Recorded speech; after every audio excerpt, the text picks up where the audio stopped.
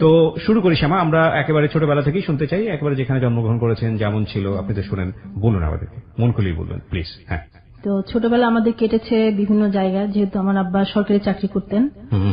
চিটংয়ে ছিলাম, ঢাকাতে ছিলাম, বিভিন্ন জায়গায় ছিলাম। তো চিটংয়ের কথা বলি, তখন আমরা ছোট ছিলাম, আমরা বিভিন্ন জায়গায় বিকেলে বের হতাম, সব বান্ধবীরা মিলে ঘুরতাম, পাহাড়ে চড়তাম, আবার পাহাড় থেকে নেমে আসতাম, পাহাড়ে বসে দূরে সেই দৃশ্য দেখতাম চট্টগ্রামের।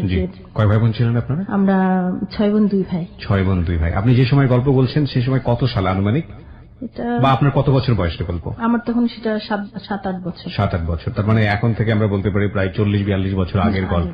জি, আমার ছোটবেলা থেকে আমার মনে আছে, আমার বাবা খুব ছোট আমি ছিলাম তখন, আমি খুব ফ্রি হ্যান্ড আঁকতে পারতাম, আমার মা খুব ভালো আঁকতে পারতেন। আপনি ভাই বোনদের মধ্যে আপনার পজিশন? সেকেন্ড ছিলেন আপনি। বড় ভাই কি ভাই ছিল? না, আমার 6 বোনের পরে 2টা ভাই। ওকে, বলুন তারপর। তো আমার মাও খুব ভালো গান গাইতে পারতেন, যদিও উনি মানে টেলিভিশনে বা রেডিওতে গান করতেন না, এমনিতে ভালো গান করতে পারতেন, ভালো আঁকতে পারতেন, শিল্পী মনে ছিলেন। তো ছোটবেলায় আমার একটা প্রকৃতির প্রতি আমার খুব একটা নেশা ছিল। তো যেমন পাখি দেখতাম, আকাশ দেখতাম, খুব মনোযোগ দিয়ে দেখতাম। তবে আমি ভালো খেলাধুলা করতে পারতাম, এবং আমাদের স্কুলে যে গানের প্রোগ্রাম হতো সেখানে গান করেছি অনেক। ক্লাস 7-এ পড়ি, তখন আমার জীবনের প্রথম স্টেজে গান করা। তো ছোটবেলা থেকেই আমার মা বলেছে, আমি শুনেছি যে আমার রেডিওর প্রতি খুব ঝোঁক ছিল। তো আমি রেডিও থেকে শুনে শুনেই গান শিখেছি তখন। আমি প্রথম জীবনে গাইতে পারেন? হ্যাঁ, গাইতে, টেলিভিশনে গান করেছি আমি। আমরা কি শুনতে পারি আপনার কাছ থেকে? হ্যাঁ হ্যাঁ, খালি গলায়। আমার সোনার ময়না পাখি কোন দোষেতে গেল উইরারে, দিয়া মোরে পাখি রে আমার সোনার ময়না পাখি, সোনা বরণ পাখি রে আমার কাজল বরণ আখি, দিবানিশি মন চায় রে বাঁধা তোরে রাখি রে আমার সোনার ময়না পাখি। বাহ বাহ, চমৎকার চমৎকার, ভেরি গুড। আমরা সময় পেলে আপনার কাছ থেকে গান শুনবো। তো শুনি, আপনি গান শিখছিলেন সেই সময় রেডিও টেলিভিশন থেকে শুনে শুনে? হ্যাঁ, শিখছিলাম। মানে তখন আমার, এখন তো গলা এরকম, তখন আমি কিন্তু কোথাও শিখি নাই। হ্যাঁ, আমার বাবা মা খুবই অন্যরকম ছিলেন, যে বাইরে গান করা এগুলো খুব একটা পছন্দ করতাম না। তবে স্কুলে যে প্রোগ্রাম করতাম এগুলোতে ওনাদের সায় ছিল। তারপরে প্রথমে আমি, একজন টিচার আমাকে বললেন যে ও তো গান গাইতে পারে, তুমি একটা গান করো। তখন আমি একটা গান শোনালাম, শোনানোর পরে তখন উনি আমাকে স্টেজে চান্স দিলেন। ম্যাডাম, টিফিনে ছুটি হয়ে যেত, তখন আমরা সবাই হল রুমে চলে যেতাম, বাচ্চারা সবাই, তখন ওখানে রিহার্সাল হতো আর কি। মাইক্রোফোন সামনে দাঁড়িয়ে গান গাইতাম, আর ভিতরে থাকতো মিউজিক, হারমোনিয়াম যেটা থাকতো সেটা। তো আমি একদিন এরকম গান করছি, আমাদের রিহার্সাল চলছে, তো আমাদের টিচার এদিকে বসে আছেন এক পাশে। তো আমি যখন গানটা গাই, তোমরা ভুলে গেছো মল্লিকাদির নাম, তখন আমি গান গাওয়ার ভিতরেই সামনে ফ্রন্টে দেখছিলাম যে আমাদের ইংলিশ টিচার ছিলেন একজন হিন্দু, ওনার নাম হলো বিমল চক্রবর্তী। ওকে। ওই স্যার দেখছি কি এদিকে ওদিকে তাকাচ্ছে, তো আমি একটু মানে কেমন একটু ভয় পেয়ে গেলাম যে গানের কোনো সমস্যা হচ্ছে কিনা। গানটা আমার শেষ হওয়ার সাথে সাথে উনি বললে এক্সেলেন্ট এক্সেলেন্ট, চিৎকার করে বলে উঠলো। তো এটা আমার একটা জীবনের একটা এটা হলো আমার ছোটবেলার, একেবারে ছোটবেলার গল্প। তখন আমরা একটু বড় হই, তখন আমার বাবা আবার সরকারি চাকরি নিয়ে মালয়েশিয়া যান। তখন আমরা 2 বোন আমাদের নানার বাড়িতে ছিলাম। পরে আমি যাই, আবার 2 বোনকে রেখে বাকি পরিবার নিয়ে চলে যায়। হ্যাঁ, ছোটগুলোকে নিয়ে চলে গেছে ওনারা। আমাকে আবার 1 বছর পরে আমার বাবা নিয়ে যায় ওখানে। এটা কোন ক্লাসে পড়া অবস্থায়? তখন আমি ক্লাস 9-এ পড়ি। ক্লাস 9-10 পড়ি। তখন আমরা ওখানে পড়াশোনা করি, স্কুলে ভর্তি হই। তখন আমি ক্লাস 10-এ পড়ি। তখন আমি অবশ্য কারোর সাথে কখনোই মানে এই যে প্রেম করা, তারপরে ইয়ে করা, আমি কেমন জানি একটা ভয় পেতাম আর কি। ছেলেদের চোখের দিকে তাকালে আমার কেমন জানি একটু লাগতো, লজ্জা, মানে একটু অন্যরকম ছিলাম আর কি, তাকাতেই পারতাম না, আনইজি লাগতো। তো যখন মালয়েশিয়া চলে যায় বাবা মা, তখন আমরা ছিলাম ওখানে, খুব ভালো একটা পরিবেশ ছিল, বলবো একটু বলতেই হয় না, বললেই না। আমার 3টা নানার বাড়ি পাশাপাশি ছিল। হ্যাঁ, 3টা বাড়ি, যেমন 8টা ভাই 8 বাড়িতে গেছে। হ্যাঁ, তো নানাদের বাড়িতে হলে প্রত্যেক বাড়িতে বাগান, পুকুর, আলাদা ঘাটলা, মানে ঘাট, পুকুর ঘাট, খুবই সুন্দর পরিবেশ। আমার জীবনের যে মালয়েশিয়ার যে জীবনটা সেটাও খুব ভালো লেগেছে এবং নানার বাড়ির জীবনটা খুবই আমার ভালো লেগেছে এবং জীবন মানুষকে যে পাল্টে দেয়, প্রত্যেকটা মানুষেরই ছোটবেলার একটা গল্প থাকে ভালো লাগার। তখন আমার মনে আছে যে আমাদের রাস্তা থেকে যে বাড়িতে ঢুকতাম, নানা বাড়িতে ঢুকতাম, তার পাশে ছিল যে খেজুর গাছ, ছোট ছোট এরকম বেঁকা হয়ে হয়ে খেজুর গাছ, মাটির পাতিল বসিয়ে দিয়ে যেত, তখন আমরা পাটখড়ি ঢুকাই আমরা রস খেতাম। ওই রসটা যে কিরকম ছিল, একটু লাল লাল ধরনের ছিল যখন তাজার যে রসটা, আমরা সেটা মানে ভুলতে পারি না। হ্যাঁ, নানাদের বাড়ির পরিবেশটা আবার খুব ভালো ছিল, সবাই খুবই শিক্ষিত ছিলেন। সবসময় শীতে বা গ্রীষ্মে যখন ছুটি পেত ডিসেম্বরের দিকে সবাই চলে আসতো গাড়ি নিয়ে, সবাই একসাথে হয়ে। আবার নদীর পাড়ে ছিল বাড়িটা। হ্যাঁ, তো তখন ওই নদীর পাড়ে সবাই পিকনিক করতো, সবাই একসাথে হয়ে পিকনিক করতো। রাতে ওই নারকেল, তারপরে চাল, তাজা রসটা দিয়ে একটা পায়েস রান্না করা হতো। ওই সময়টাতে পুরো ফ্যামিলি মালয়েশিয়াতে, কিন্তু আপনি আপনার নানুর বাড়িতে। হ্যাঁ হ্যাঁ, তো পায়েস রান্না করা হতো আর কি। তো মামারা, তারপর খালারা যারা আছে, খুবই ভালো লাগতো। আবার আমরা গোল্লা ছুট খেলতাম, ধান কাটার পরে আশেপাশে যে জায়গাগুলো ছিল ওগুলো তো খালি, আমরা চাঁদের আলোতে গোল্লা ছুট খেলতাম আর কি। বাহ, এগুলো আসলে যে মানে গ্রামে থাকেনি সে আসলে বুঝতে পারবে না যে এই মজাটা আসলে কি। হ্যাঁ, মজাটা কি। তারপর আত্মীপাতি খেলতাম আমাদের সাথে। হ্যাঁ, আত্মীপাতি মানে অমুক গাছের পাতা টানতে হবে। ও আচ্ছা আচ্ছা, এটা আমি কখনো খেলি নাই। হ্যাঁ, আত্মীপাতি ছিল সেই খেলাটা। তো ওখানে আমাদের যে পরিবেশ ছিল, স্কুল যে আমরা গার্লস হাই স্কুলে পড়েছি, এটা খুবই ভালো এবং খুবই পরিবেশ সুন্দর।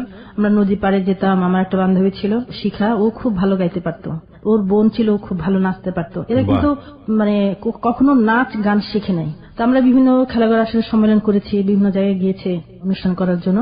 তো এভাবেই সময় কেটে যাচ্ছিল। তো কোন এক সময়, যেহেতু আমি তো বললাম যে আমি কখনো আসলে প্রেম করি নাই, কেমন জানি একটা ইয়ে ছিল যে পছন্দ হতো না, রিজার্ভ ছিলাম। হ্যাঁ হ্যাঁ, তখন আনন্দেই কেটে যাচ্ছিল। তো একটা আমার কোন খালার বাসা না কোন মামার বাসা আমার খেয়াল নেই সেটা, তো একটা ম্যাগাজিন পেলাম। তখন সেখানে ওই যে ব্যক্তিগত বিজ্ঞাপন ছিল। আচ্ছা। হ্যাঁ, ওখানে লেখা ছিল, অনেক অ্যাড্রেস দেওয়া থাকতো যে ফ্রেন্ডশিপ করার জন্য, পেন ফ্রেন্ডশিপ। আচ্ছা। তো ওখান থেকে একটা বেছে আমি একটা অ্যাড্রেস নিলাম। আমার নিশ্চয়ই ছেলে। ওকে, কি ছিল ওই সময়টাতে? সে পড়াশোনা করছে। পড়াশোনা করছিল? কিসে পড়াশোনা করছিল? ও মেডিকেল কলেজে 4th ইয়ারে পড়তো তখন। মেডিকেল কলেজে 4th ইয়ারে পড়ছিল? বাহ, তারও সময় দেখে আমরা অবাক হচ্ছি। সেও ব্যক্তিগত বিজ্ঞাপন দিয়েছে। যাই হোক, হ্যাঁ বলেন। তারপর আমি ওই নামটা বেছে নিই, নেওয়ার পরে তখন বেছে নেওয়ার পরে আমি চিঠি লিখে দিই আমি আপনার সাথে ফ্রেন্ডশিপ করতে ইচ্ছুক। মানে এটা কি আপনি আসলে ওই মেডিকেল কলেজে 4th ইয়ারে পড়ছে এটাই আপনাকে বেশি অ্যাট্রাক্ট করে? না, এটা না, মানে লেখাটা খুব সুন্দর ছিল। আমার লেখাটা পছন্দ হয়েছে। কি লেখা ছিল মনে আছে? সুন্দর মনে একটা মানুষ খুঁজছে ফ্রেন্ডশিপ করার জন্য। ওকে ওকে, যেহেতু আমিও সুন্দর একটা ভালো একটা মানুষ খুঁজছি। পেন ফ্রেন্ডশিপ সম্পর্কে বিশেষ করে অনেক ইয়াং ছেলেরাই বা মেয়েরাই বুঝতে পারবে না আসলে পেন ফ্রেন্ডশিপ ব্যাপারটা আসলে কি। একটা সময় ছিল যখন একটা ম্যাগাজিনই বের হতো, একটা নাই বলবো বেশ কয়েকটা ম্যাগাজিন বের হতো, যে ম্যাগাজিনগুলোতে ব্যক্তিগত বিজ্ঞাপন দেওয়া যেত, ওখানে নিজের ঠিকানা দেওয়া যেত, নিজের সম্পর্কে বলা যেত, ওই ঠিকানায় অনেকেই দেখা যেত তারা চিঠি লিখতো। ইউনিভার্সিটিতে আমি যখন ফার্স্ট ইয়ারে পড়ি তখন ওই বিষয়টা ছিল, আমি দেখেছি অনেক বড় ভাইরা এই কাজটা করতো। নীলক্ষেত এবং নিউ মার্কেটে আমি দেখেছি যে বইগুলো বিক্রি হয়, ম্যাগাজিন বিক্রি হয়, পেন ফ্রেন্ডশিপ করার জন্য আলাদা মানে ঠিকানা দিয়ে একটা ম্যাগাজিন বের হতো এবং অনেকেই সেটা ব্যবহার করতো। Very interesting. ওকে, তো সেই পেন ফ্রেন্ডশিপ আমলের গল্প করছেন আপনি, ঠিক আছে, বলুন। তারপর আমি লিখলাম, আমার লেখা লিখলাম যে আপনার সাথে আমি পেন ফ্রেন্ডশিপ করতে ইচ্ছুক। তা আপনার লেখাটা আমার ভালো লেগেছে। পরে আমি তো অপেক্ষা করছি চিঠিটার জন্য। এটা সত্যি, হ্যাঁ অপেক্ষা করছি এবং অনেক আগ্রহ নিয়ে যে এটা আমার এটা পছন্দ করবে কিনা বা আমার আদৌ গ্রহণ করবে কিনা। হয়তো অনেকে চিঠি গিয়েছে সেখানে, তাই না? এত চিঠির মাঝে আমার চিঠিটা, আমি খুব একটা টেনশনও ছিলাম তখন।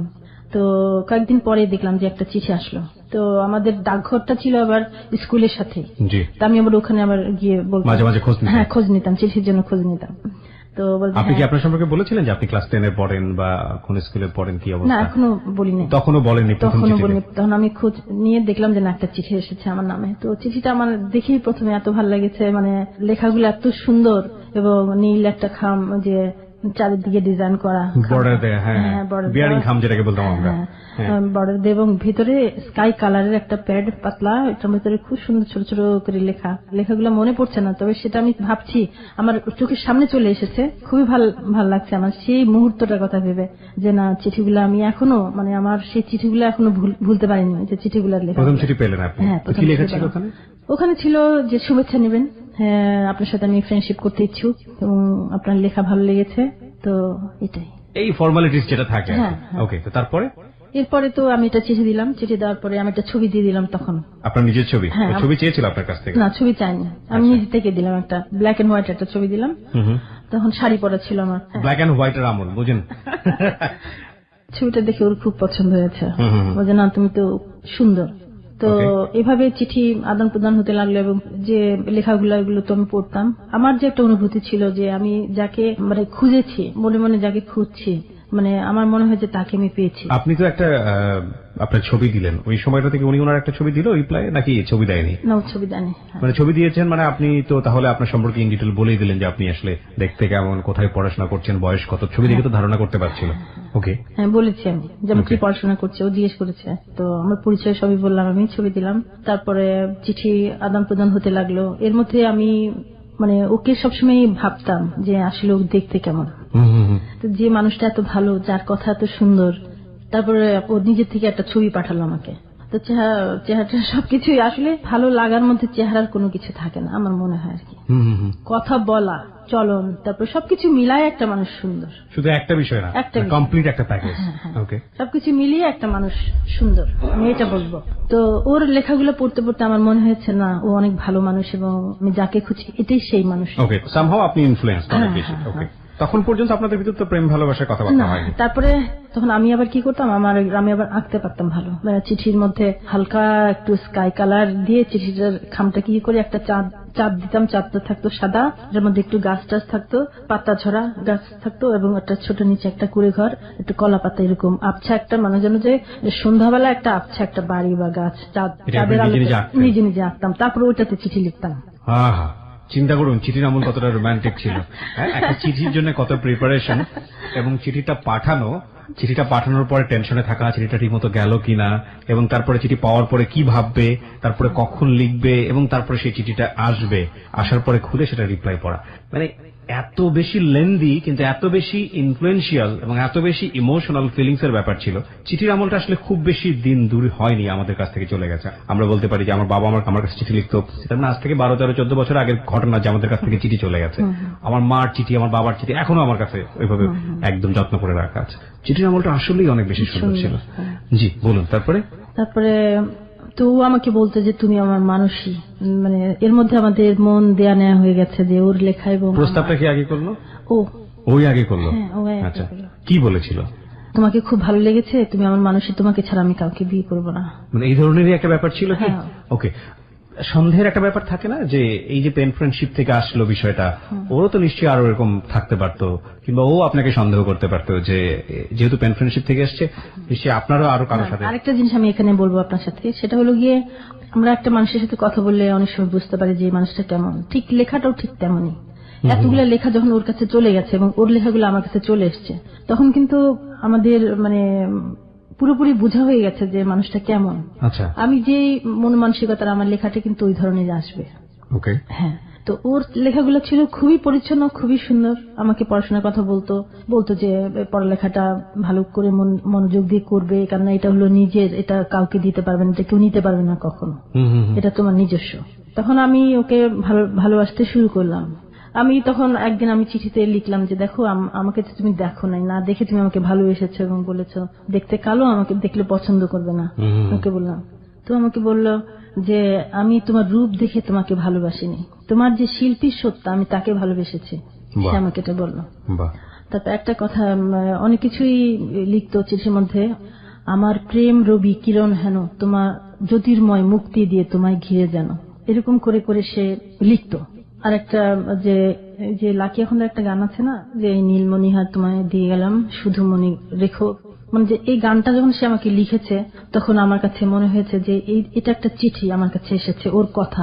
লাকি এখন তো আপনাদের সময়ের তুমুল জনপ্রিয় শিল্পী, আমাদেরও খুব রেসপেক্ট, এবং এটা খুব পপুলার একটা গান ছিল।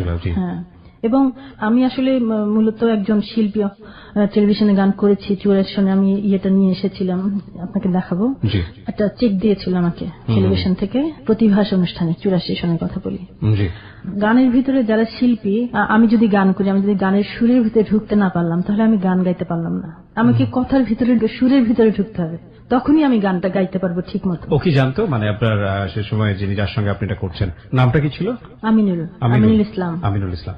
তো এই যে আমিনুল সাহেবের সঙ্গে আপনি তখন যে কথোপকথন বা যে বিষয়গুলো হচ্ছে, ও কি জানতো যে আপনি গান গাইতে পারেন? হ্যাঁ, আমি বলেছি যে আমি গানের কথাগুলো লিখতাম শুধু, যেমন যে আমার সোনার ময়না পাখি, ঠিক আছে, এটা যে প্রথম যে লাইনগুলো এবং মাঝখানে যে লাইনগুলো, এগুলো প্রত্যেকটা মাঝে মাঝে দিয়ে দিতাম চিঠির মাঝখানে। পুরো চিঠিটাই একটা শিল্প আর কি, না দেখলে বোঝা যাবে না আসলে এটা কি অবস্থা, যারা এটা দেখেছেন তারাই বুঝবেন।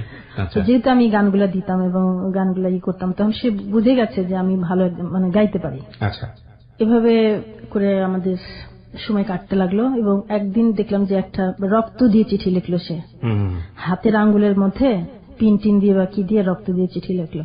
ততদিনে তো আপনাদের মধ্যে সম্পর্ক হয়ে গেছে? হ্যাঁ হ্যাঁ, সম্পর্ক হয়ে গেছে। ও তো তখন বলেছে যে তোমাকে ছাড়া আমি বিয়ে করবো না, বলেছে। চিঠির প্রতীক্ষায় থাকতাম শুধু। আমার একটা মামা ছিল, ওনাকে বলতাম যে মামা আমার চিঠি এসছে কিনা, তখন বলতো যে না এখনো আসেনি, আসবে। তো আর সেই যে চিঠি আমি শুকে দেখতাম, চিঠিটা এত সুন্দর গন্ধ, কি যে ভালো লাগতো চিঠির ভিতরে। হ্যাঁ, এবং আমাদের নানার যে বাড়িটা ছিল এটা খুব নীরব ছিল। পুকুরের ঘাটের চারপাশে লেবু গাছ ছিল, অনেক সময় লেবু গাছের নিচে বসে চিঠি পড়তাম, খেজুর গাছের নিচে বসে চিঠি পড়তাম, তো অনেক সময় ঘাটে বসে চিঠি পড়তাম, এরকম। হ্যাঁ, একই চিঠি বারবার পড়তেন? হ্যাঁ, বারবার পড়তাম। তো যখন ওর কথা মনে পড়তো চিঠিটা খুলতাম, খুলে দেখতাম। আচ্ছা, অনেক সময় ও আমাকে দেখতে চেয়েছিল যে তুমি আসো, তোমাকে দেখে তোমাকে খুব দেখতে ইচ্ছা করে। ও তখন ঢাকাতে না, তখন সে যে রাজশাহী মেডিকেল কলেজে পড়তো। ওকে, আচ্ছা। আর আপনি তখন? চাঁদপুরে। ওকে। তখন ও আমাকে বলে যে তোমাকে দেখতে ইচ্ছা করে, খুবই দেখতে ইচ্ছা করে, তোমার চেহারাটা আমার ভাসে চোখের সামনে, তোমার সামনাসামনি বসে যদি তোমাকে দেখতে পারতাম যে আমি তোমার সামনে বসে আছি, তুমি আমার সামনে বসে আছো, এরকম দেখতে ইচ্ছা করে। নীরবে দুজনকে দেখবো, শুধুই দেখবো। তখন ভাবতাম যে ওর সাথে যদি আমার, জানি না আল্লাহর হুকুম কি আছে, ওর সাথে যদি আমার দেখা হয়, ওর সাথে যদি আমার বিয়ে না হয়, মানুষ কত কিছুই ভাবে, কত কিছুই কল্পনা করে, কিন্তু কোন এক সময় দেখা যায় যে এটা হয় না। তো এই জন্য আমি চিন্তা করতাম যে আমি না দেখে যাকে এত ভালোবেসেছে, দেখলে তো আমি তাকে কখনোই ভুলতে পারবো না। তো এই জন্য আমি চিন্তা করলাম যে না, ওর সাথে আমি দেখা করবো না। আপনার মনের মধ্যে হলো যে এতটুকু হয়ে গেছে, না দেখাটাই বরং ভালো। হ্যাঁ, যদি কখনো যদি ওর সাথে দেখা হয় বা কোনোদিন হয়, তাহলে তো দেখা হবেই, এটা নির্ধারিত আছে, আল্লাহর কাছে যদি থাকে তাহলে হবে, এর বেশি আর জড়াতে চাইনি। তো আমার বাবা চিঠি লিখেছেন যে তোমাকে তো আমি নিয়ে আসবো মালয়েশিয়া, তুমি প্রস্তুত থেকো। তখন আমি ওকে চিঠি দিলাম যে আমি মালয়েশিয়া যাব, মালয়েশিয়াতে যাব। তো ওটা শুনে একটু তো বলে যে আবার কবে আসবে তুমি? আমার বাবা মা যখন চলে আসবে তখন আমি চলে আসবো, হয়তো 2 বছর পরে। তো আমাকে ভুলে যাবে না? তো বলছে না, কেন ভুলে যাব, পৃথিবীর যে প্রান্তে যাই না কেন তোমাকে তো কখনোই ভুলতে পারবো না, যেহেতু তুমি আমার প্রথম। ওকে, প্রিয় শ্রোতা, আমরা জায়গাটা একটু ছোট্ট বিরতি নেই। যে সময়ের গল্প আমরা আজকে এখানে উপস্থাপন করছি সেই সময়টা অনেক আগের সময়, কিন্তু এই পেন ফ্রেন্ডশিপ বলেন বা চিঠি দিয়ে যোগাযোগ বলেন, এই সময়টা আমাদের খুব বেশি আগের সময় না। এক যুগ আগে গেলেই আমরা দেখতে পাবো যে সেই সময়টাতে মোবাইল ছিল না, সেলফোন ছিল না, যাই বলি না কেন, তখন মানুষ চিঠি লিখে যোগাযোগ করতো। এবং এই চিঠি বলি বা মানি অর্ডার বলি, টেলিগ্রাম বলি, এই বিষয়গুলো আসলে অপেক্ষার, এবং এই অপেক্ষার সাথে অনেক ধরনের অনুভূতি জড়িয়ে থাকে। উৎকণ্ঠা, কি লিখে না লিখে, কি রিপ্লাই আসে না আসে, মানুষটা কেমন আছে তাকে নিয়ে সবসময় যে চিন্তা। এই যুগে যারা ছিলেন না তারা আসলে অনুভব করতে পারবেন না যে এই ফেসবুকের একটা রিপ্লাই দেওয়ার সঙ্গে সঙ্গে দুনিয়ার যে প্রান্তে থাকুক না কেন সঙ্গে সঙ্গে একটা রিপ্লাই আসছে, সেলফোনে মুহূর্তের মধ্যেই কথা বলা যায়। এখানে আসলে ওই ফিলিংসটা কাজ করে না। আমরা মনে পেয়েছি সেবা, আমরা যেখান থেকে ছিলাম, আপনি বলছিলেন যে আমিনুলকে সেই সময়টাতে আপনি একটা চিঠি দিয়েছিলেন যে আপনি মালয়েশিয়াতে চলে যাবেন, বাবা ওখান থেকে ডেকেছে আপনাকে। তো আমিনুল একটা রিপ্লাই দিল যে কবে আসবে, তখন তাকে একটা বোঝালেন যে কোনো ভাবেই হোক না কেন। ওকে, তারপর চিঠিতে একটা ছবি দিয়েছিল আমাকে, ছবিটা খুবই সুন্দর এবং ছবিটা আমি প্রায় দেখতাম, যখন ওর কথা মনে হতো আমার তখন ছবিটা খুলে দেখতাম। ছবিটার কন্টেন্ট কি ছিল? একটা পাহাড়ের উপরে সে মানে বিকেলের একটা রোদ এসে ওর গায়ে পড়েছে, খুব সুন্দর একটা শার্ট পরা, পিঙ্ক কালার বা অরেঞ্জ কালার এরকম ধরনের একটা শার্ট আর একটা ব্ল্যাক প্যান্ট পরা। তো আপনি মালয়েশিয়া চলে গেলেন? তারপরে? হ্যাঁ, মালয়েশিয়া চলে গেলাম। মালয়েশিয়া চলে যাওয়ার পরে ওকে চিঠি দিতাম, ও চিঠি দিত আমাকে, তখন আমাদের রেগুলার চিঠি আসা মানে আদান প্রদান হতো। এরপরে মালয়েশিয়াতে ওখানে আমি একটা কিন্ডারগার্টেন স্কুলে মাস্টারি করি এবং ওখানে বিভিন্ন প্রোগ্রামও করতাম। ওখানে সুফিয়া আমিন ছিলেন রেডিও আর্টিস্ট, তারপর আরেকজন ছিলেন রুকসানা। মালয়েশিয়াতে মানে বাংলা। ওকে। তো ওখানে একটা কথা না বললেই না, উনি বেঁচে নেই, অ্যাম্বাসাডার ছিলেন মুস্তাফিজুর রহমান। তো উনি আমাকে খুবই পছন্দ করতেন, ওনাদের বাসায় আমরা প্রায় যেতাম, আমাদেরকে প্রায় দাওয়াত দিতেন। উনি সবসময় বলতো যে আমার বাবার নাম ধরে বলতেন, আপনার মেয়ে তো খুব গুণী। হ্যাঁ, ওখানকার যে অনুষ্ঠানগুলো পরিচালনা করা সব আমি করতাম। এই কথাটা এই গল্পের মধ্যে আসতেই হবে, এবং আমি কখনো ওনাকে ভুলবো না। আমি শ্রদ্ধা করি, আজও শ্রদ্ধা করি। উনি যদি আজও বেঁচে থাকতেন তাহলে আমি অবশ্যই ওনার সাথে দেখা করতাম। উনি আমার প্রিয় ব্যক্তিত্ব আমি বলবো। হ্যাঁ, খুবই স্নেহ করতেন। এবং ওনাদের বাসায় আমরা যখন যেতাম তখন ওনার ওয়াইফের ছোটবেলার একটা হারমোনিয়াম ছিল। আন্টি যখন ছোটবেলায় গান করতেন সেই হারমোনিয়ামটা ওখানে নিয়ে গিয়েছেন। তো হারমোনিয়ামটা নিচে নামিয়ে নিয়ে আসতো। ডুপ্লেক্স বাড়ি ছিল এবং বাড়িটা খুবই সুন্দর, চারিদিকে সাজানো গোছানো, মানে খুবই সুন্দর। আশেপাশে চারদিকে পাহাড় ছিল, ছিল খুবই সুন্দর। বিরাট ড্রয়িং রুম, তো মাঝখানে ছিল কার্পেট, ওখানে হারমোনিয়াম নিয়ে আমি বসে গান করতাম। তো অনেক ধরনের গান করতাম আমি তখন, রবীন্দ্রসঙ্গীত এবং ইন্ডিয়ান আধুনিক বাংলা গান, তো ওইগুলা করতাম। আবার আমাদের বাসায় দাওয়াত দিত আমার মা, আমার আম্মা দাওয়াত দিতেন ওনাকে। তো এরকম এবং বিভিন্ন জায়গায় ঘুরেছি। যেমন আমরা বিকেল বেলা, আমি আবার খুব ভালো সাইকেল চালাতে পারতাম, ওখানে খুব সাইকেল চালাতাম আমি। আমাদের এরিয়াটা ছিল আর্মি অফিসার, যেহেতু আমার বাবা একজন আর্মি অফিসার ছিলেন।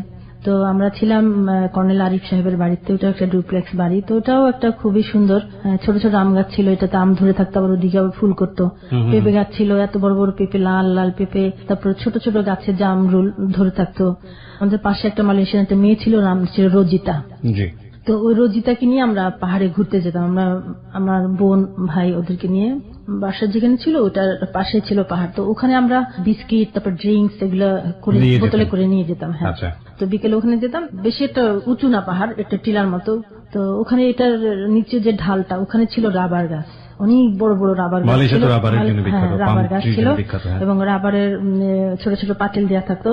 আর আরেকটা যেটা আমরা করতাম, যেটা মালয়েশিয়া একটা জিনিস দেখছি, যেটা যে ওখানে হলো গিয়ে কেউ বেকার থাকতো না।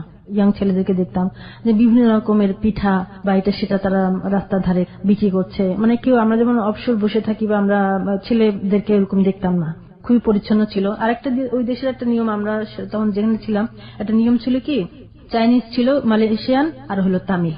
তো এখানে ওদের একটা দেশের একটা নিয়ম ছিল যে মালয়েশিয়ানের সাথে চাইনিজ বা তামিল বিয়ে হতে পারবে না, এটা সরকারি ভাবে আইন করা ছিল। তো এটা তারা খুব, ওই দেশের মানুষ খুব মেনে চলতো আর কি। হ্যাঁ, যে ওদের দেশের সাথে মালয়েশিয়ান মানুষের সাথে যেন অন্য জাত যেন মিশতে না পারে। চাকরি বাকরি করতো চাইনিজরা, বিল্ডিং করা বা খুব কাজ, এগুলো চাইনিজরা করতো, মালয়েশিয়ানদেরকে দেখিনি করতে কখনো। আচ্ছা, ওইখানে যে কিন্ডারগার্টেন স্কুলে যে মিস্টার ছিলাম, ওইখানে চাইনিজ বাচ্চারা, বিভিন্ন দেশের বাচ্চারা এসে পড়াশোনা করতো। এবং একটা জিনিস আমি লক্ষ্য করেছি যে মানে ওই দেশে যে টিচারদেরকে যে কতটুকু সম্মান দেয়। এবং তো ওখানে ক্লাসরুমে সবকিছু ছিল, খালি হাতে আসতো, খালি হাতে যেত, আমরা বাচ্চাদেরকে রিসিভ করতাম। এবং আমাদের যে প্রিন্সিপাল ছিলেন চাইনিজ, উনি ঝাড়ু দিত, আয়া বুয়া ছিল না, সব টিচার আর প্রিন্সিপাল মিলে করতে হতো। বাচ্চাদেরকে গাড়িতে উঠায় দেওয়া, গাড়ি থেকে রিসিভ করা, এগুলো সব টিচারদের দায়িত্ব ছিল। ওনারা চাইনিজ, ওনারা ভাবছে কি আমরা তামিল, একটু কালো ছিলাম না, ভাবতো যে তামিল। তো ওনাদের যে আচার ব্যবহার খুবই ভদ্র এবং অনেক কিছু আছে শেখার বাইরে গেলে। আর একটা যে রিজাল্ট ছেলের কথা বলি, তো রিজাল্ট ছেলেটাকে আমি কোনোভাবেই কন্ট্রোল করতে পারতাম না। আমার রুমের, ক্লাসরুমের সাথে ছিল প্রিন্সিপালের রুম। আমি হয়তো অন্য বাচ্চাকে দেখাচ্ছি, পড়াচ্ছি, এমন সময় সে হয়তো দরজা ফাঁক করে খুলে চলে গেল, প্রিন্সিপালের টেবিল ধরে দাঁড়িয়ে রইল। তো একদিন মাথার মধ্যে একটু এরকম করেছি আর কি, হালকা ভাবে একটু চেপেছি, এটা মানে কিছু তো করিই নাই, কিছু তো বলি না ওকে। তখন ছেলেটা একটু অপছন্দ করলো এবং ওর বাবা মাকে বললো। তখন প্রিন্সিপাল আমাকে বুঝিয়ে বললো যে না, এরকম করা যাবে না, কোনো কিছু বলা যাবে না, বাচ্চাকে বুঝিয়ে বলতে হবে। তারপরে ওখানে তো ভালোই দিন কাটতে লাগলো। মালয়েশিয়া যখন যাই, ওর সাথে রেগুলার আমার চিঠি আদান প্রদান হতো, সবসময় চিঠি আদান প্রদান হতো। তো এই চিঠিটা কোথা থেকে আসতো, যেহেতু রেগুলার আসতো? ফ্যামিলি কি জানতো না, আপনার ফ্যামিলি? হ্যাঁ, ফ্যামিলি জানতো, ফ্যামিলি জানতো, মামারা জানতো, সবাই বলতো যে খুব ভালো ছেলে, উনি চিঠি পড়েছে। আমার মামা চিঠি পড়লো, মানে কিভাবে পড়লো?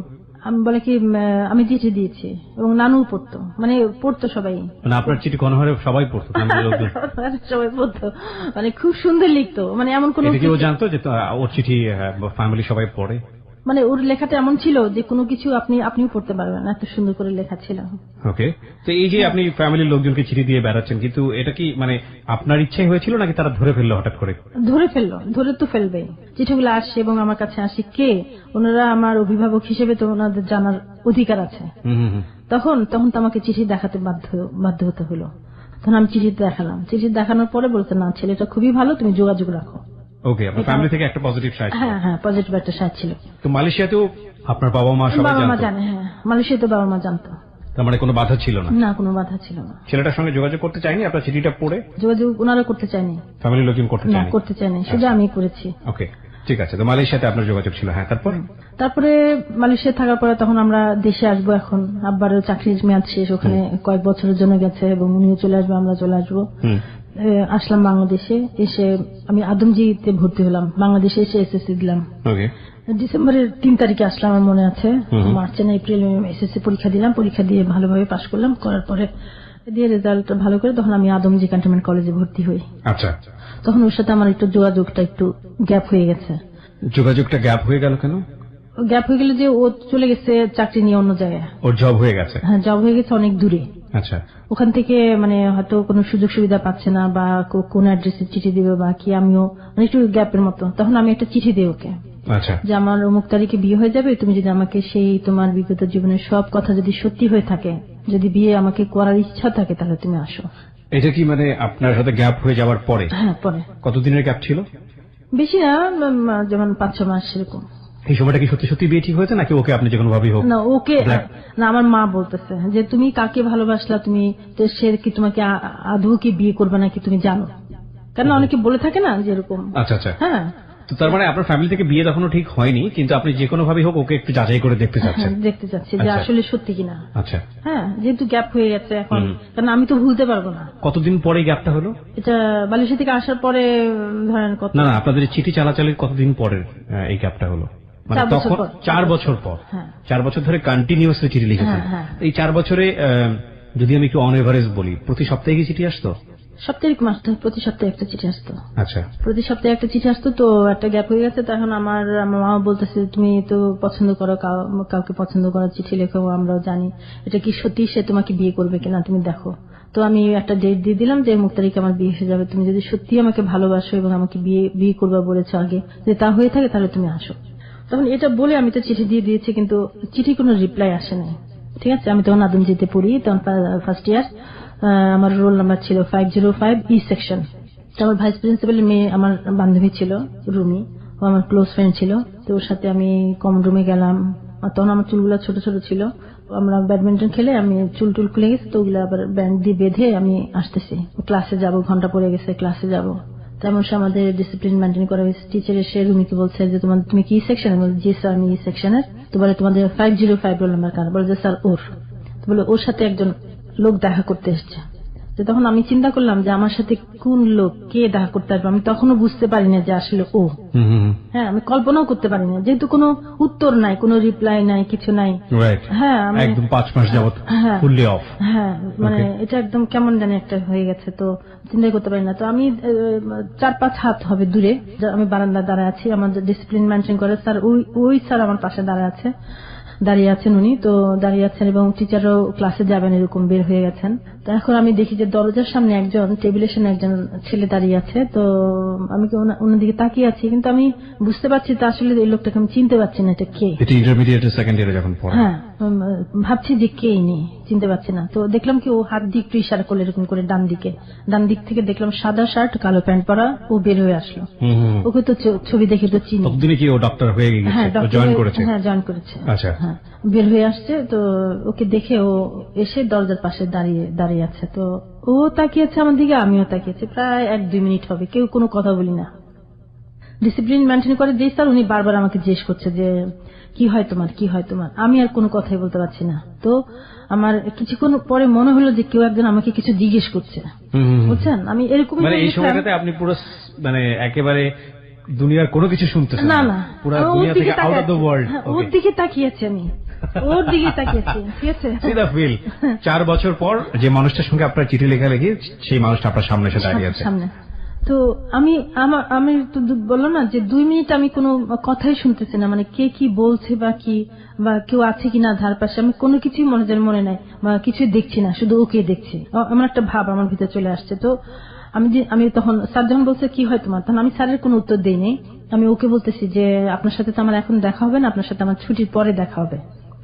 হ্যাঁ, তখন ও খালি একটা কথা আমাকে জিজ্ঞেস করলে যে ছুটি হবে কখন। তো ছুটি আমার কখন হবে সেটাও আমি ভুলে গেছি আসলে সেই মুহূর্তে। কারণ আমার বান্ধবীকে জিজ্ঞেস করছি যে আমাদের ছুটি হবে কখন, তো ও বললো যে 4:45। আমাদের 3:40 ছুটি হতো। 3:40 ছুটি হতো, তো 5 মিনিট আগে বলে ফেলছে। তখন আমরা ক্লাসে চলে আসলাম। আমি রুমিকে ধরে, আমি রুমের হাত ধরে আমি আসতেছি, তো প্রথম সিঁড়িটা বেয়ে একটু সমান জায়গা, ওখানে এসে দাঁড়ায় আবার নিচে ওর দিকে তাকালাম যে কি কোথায় কি করছে বা কি, দেখি যে আমার দিকে এমন ভাবে তাকিয়ে আছে সে অসহায়ের মতো। সেই দৃশ্যটা আমি জীবনে ভুলতে পারিনি। তো খুব করে তাকিয়ে আছে আমার দিকে, তো আমিও দেখলাম ওকে। দেখার পর আমি ক্লাস চলে আসলাম। কি আধা ঘন্টা কোনো টিচার আসে না ক্লাসে। তখন আমাদের যে প্রিফেক্ট মনিটর ছিল ওদেরকে আমি পাঠালাম যে দেখো তো ওই ছেলেটা আছে কিনা। কিসে পড়তেন আপনি ওই সময়টাতে? সেকেন্ড ইয়ারে। কোন কলেজে?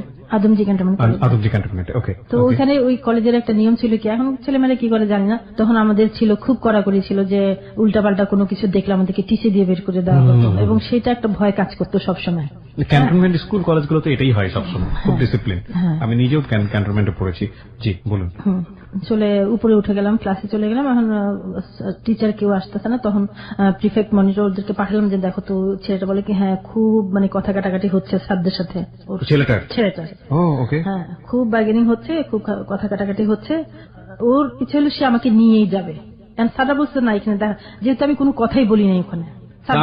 ব্যাপারটা হচ্ছে এরকম যে স্যাররা বুঝে গেছে কিছু একটা হবে আপনার। হ্যাঁ আমি যেহেতু কিছু বলি নাই, আমার বান্ধবীটা বলে যে তুই বলতি যে কাজিন, তাহলে তো পরিষ্কার হয়ে যায়। এই জন্য স্যাররা ওকে ধরেছে এবং কথা কাটাকাটি হচ্ছে। বুঝতেই পারছেন যে এরকম অবস্থায় কি হতে পারে, বিশেষ করে ওনাদের সময়টাতে যেখানে কড়া ডিসিপ্লিন। তারপরে তো অনেকক্ষণ পরে ক্লাস টিচার আসলো। টিচার এসে তো ক্লাসগুলো, এখন আমার বান্ধবী বলছে যে তুমি চলে যাও, যেহেতু আমার বাবাও ছিল, বাবাও দেখেছে তোমাকে, যেহেতু আমিও ছিলাম, তো তুমি তো তখন কোনো কথা বলো নাই, এখন তুমি আলাদা চলে যাও, আমার সাথে থাকলে তোমাকে আমার বাবা জিজ্ঞেস করবে। ওকে, কে বলছে? এটা আমার বান্ধবীটা বলছে। ওকে, নাকি আপনাকে? আমার বান্ধবী আমাকে বলছে, কেননা ওর বাবা তো দেখেছে, ওর বাবা তো ভাইস প্রিন্সিপাল, জিজ্ঞেস করবে না যে কে কি হয়েছে। তখন বলছে তুমি চলে যাও, কেননা টিচার এখানে দাঁড়িয়ে থাকে, এই সিঁড়ি দিয়ে ছেলেরা নামে, এই সিঁড়ি দিয়ে মেয়েরা নামে। তখন সাদা ড্রেস পরা আমি আমার ক্লাসের একটা মেয়ের সাথে ছুটি হওয়ার পরে ক্লাসের মেয়ের সাথে বের হয়ে চলে আসে গেটে।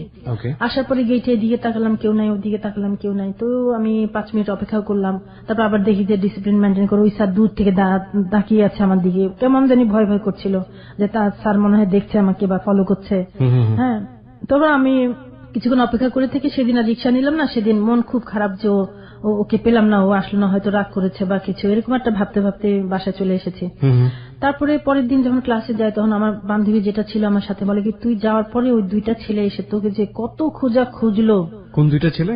ওই যে আমার ফ্রেন্ড আমিনুল। আমিনুল তো 2টা হবে কিভাবে? ওর সাথে আরেকটা ফ্রেন্ড ছিল, ওর সাথে আরেকজন ছিল, ফ্রেন্ড ছিল।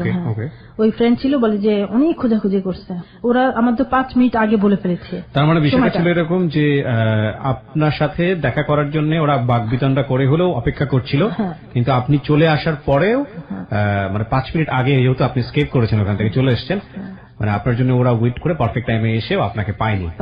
ওকে, তারপরে এটাই হলো আমার ওর সাথে প্রথম দেখা, শেষ দেখা বলবো না। তো চিন্তা করে দেখেন 4 বছর পরে একটা মানুষের সঙ্গে দেখা হলো এবং কতটা মানে অনাকাঙ্ক্ষিত একটা বিষয় ঘটলো। এরপরে আমি খুব কান্নাকাটি করেছি। এরপরে একটা চিঠি দিয়েছি আমি, যে একটা ফোন নাম্বার দিয়েছি, আমার একটা বান্ধবীর ফোন নাম্বার দিয়েছি এবং চিঠি দিয়েছি যে তুমি আমার এই ঠিকানা একটা ফোন দাও বা মানে ওইটার আর কোনো উত্তর পাইনি আমি কখনো। মানে ও প্রচন্ড অভিমান করেছে। হ্যাঁ, মানে ও পাই নাই চিঠিটা পাইনি। ওকে, কারণ ও ওখান থেকে যেখানে চাকরি করতো সেখানে চলে গিয়েছে আর কি।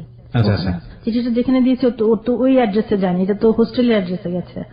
তো ওখানে চলে যাওয়ার পরে তো আমার সবসময় মন খারাপ থাকতো, খুবই কান্নাকাটি করতাম আমি ওর জন্য, খুবই কান্নাকাটি করতাম এবং মন খুব খারাপ ছিল যে ও আসছে, এসে ফিরে চলে গেছে এবং কেমন একটা এটাই আমাকে সবসময় রিপ্লাই পাচ্ছিলেন না। তখন ব্যাপারটা কি দাঁড়ালো? আপনি আরো চিঠি লিখতেছিলেন কন্টিনিউয়াসলি? না, ওই চিঠিটা যখন উত্তর পাইনি তখন আমি ভেবেছি যে না, ওর হাতে গিয়ে পড়েনি। ওর হাতে যদি চিঠিটা পড়তো না, তা না হলে সে ফোন দিত বা একটা কিছু বলতো। সে ভেবে নিয়েছে যে আমার বিয়ে হয়ে গেছে বা বিয়ে হয়ে যাবে, আমি তাকে পছন্দ করি না, সেটাই ভেবে নিয়েছে। ও, ইটস ভেরি ইন্টারেস্টিং। মানে যেহেতু আপনার আগে চিঠিটা ছিল যে আপনার বিয়ে হয়ে যাচ্ছে, সে কারণে ও দেখা করতে এসেছিল, এবং যেহেতু আপনার চিঠিটা ও আর পায়নি, তার মানে এবং আপনার সঙ্গে দেখা হওয়ার ব্যাপারটাও ভালো ছিল না, সবকিছু মিলিয়ে ও ভেবে নিয়েছে যে আপনার বিয়ে হয়ে যাচ্ছে এবং আপনি ওকে পাত্তা দিচ্ছেন না বা যে কোনো পছন্দ করি নাই।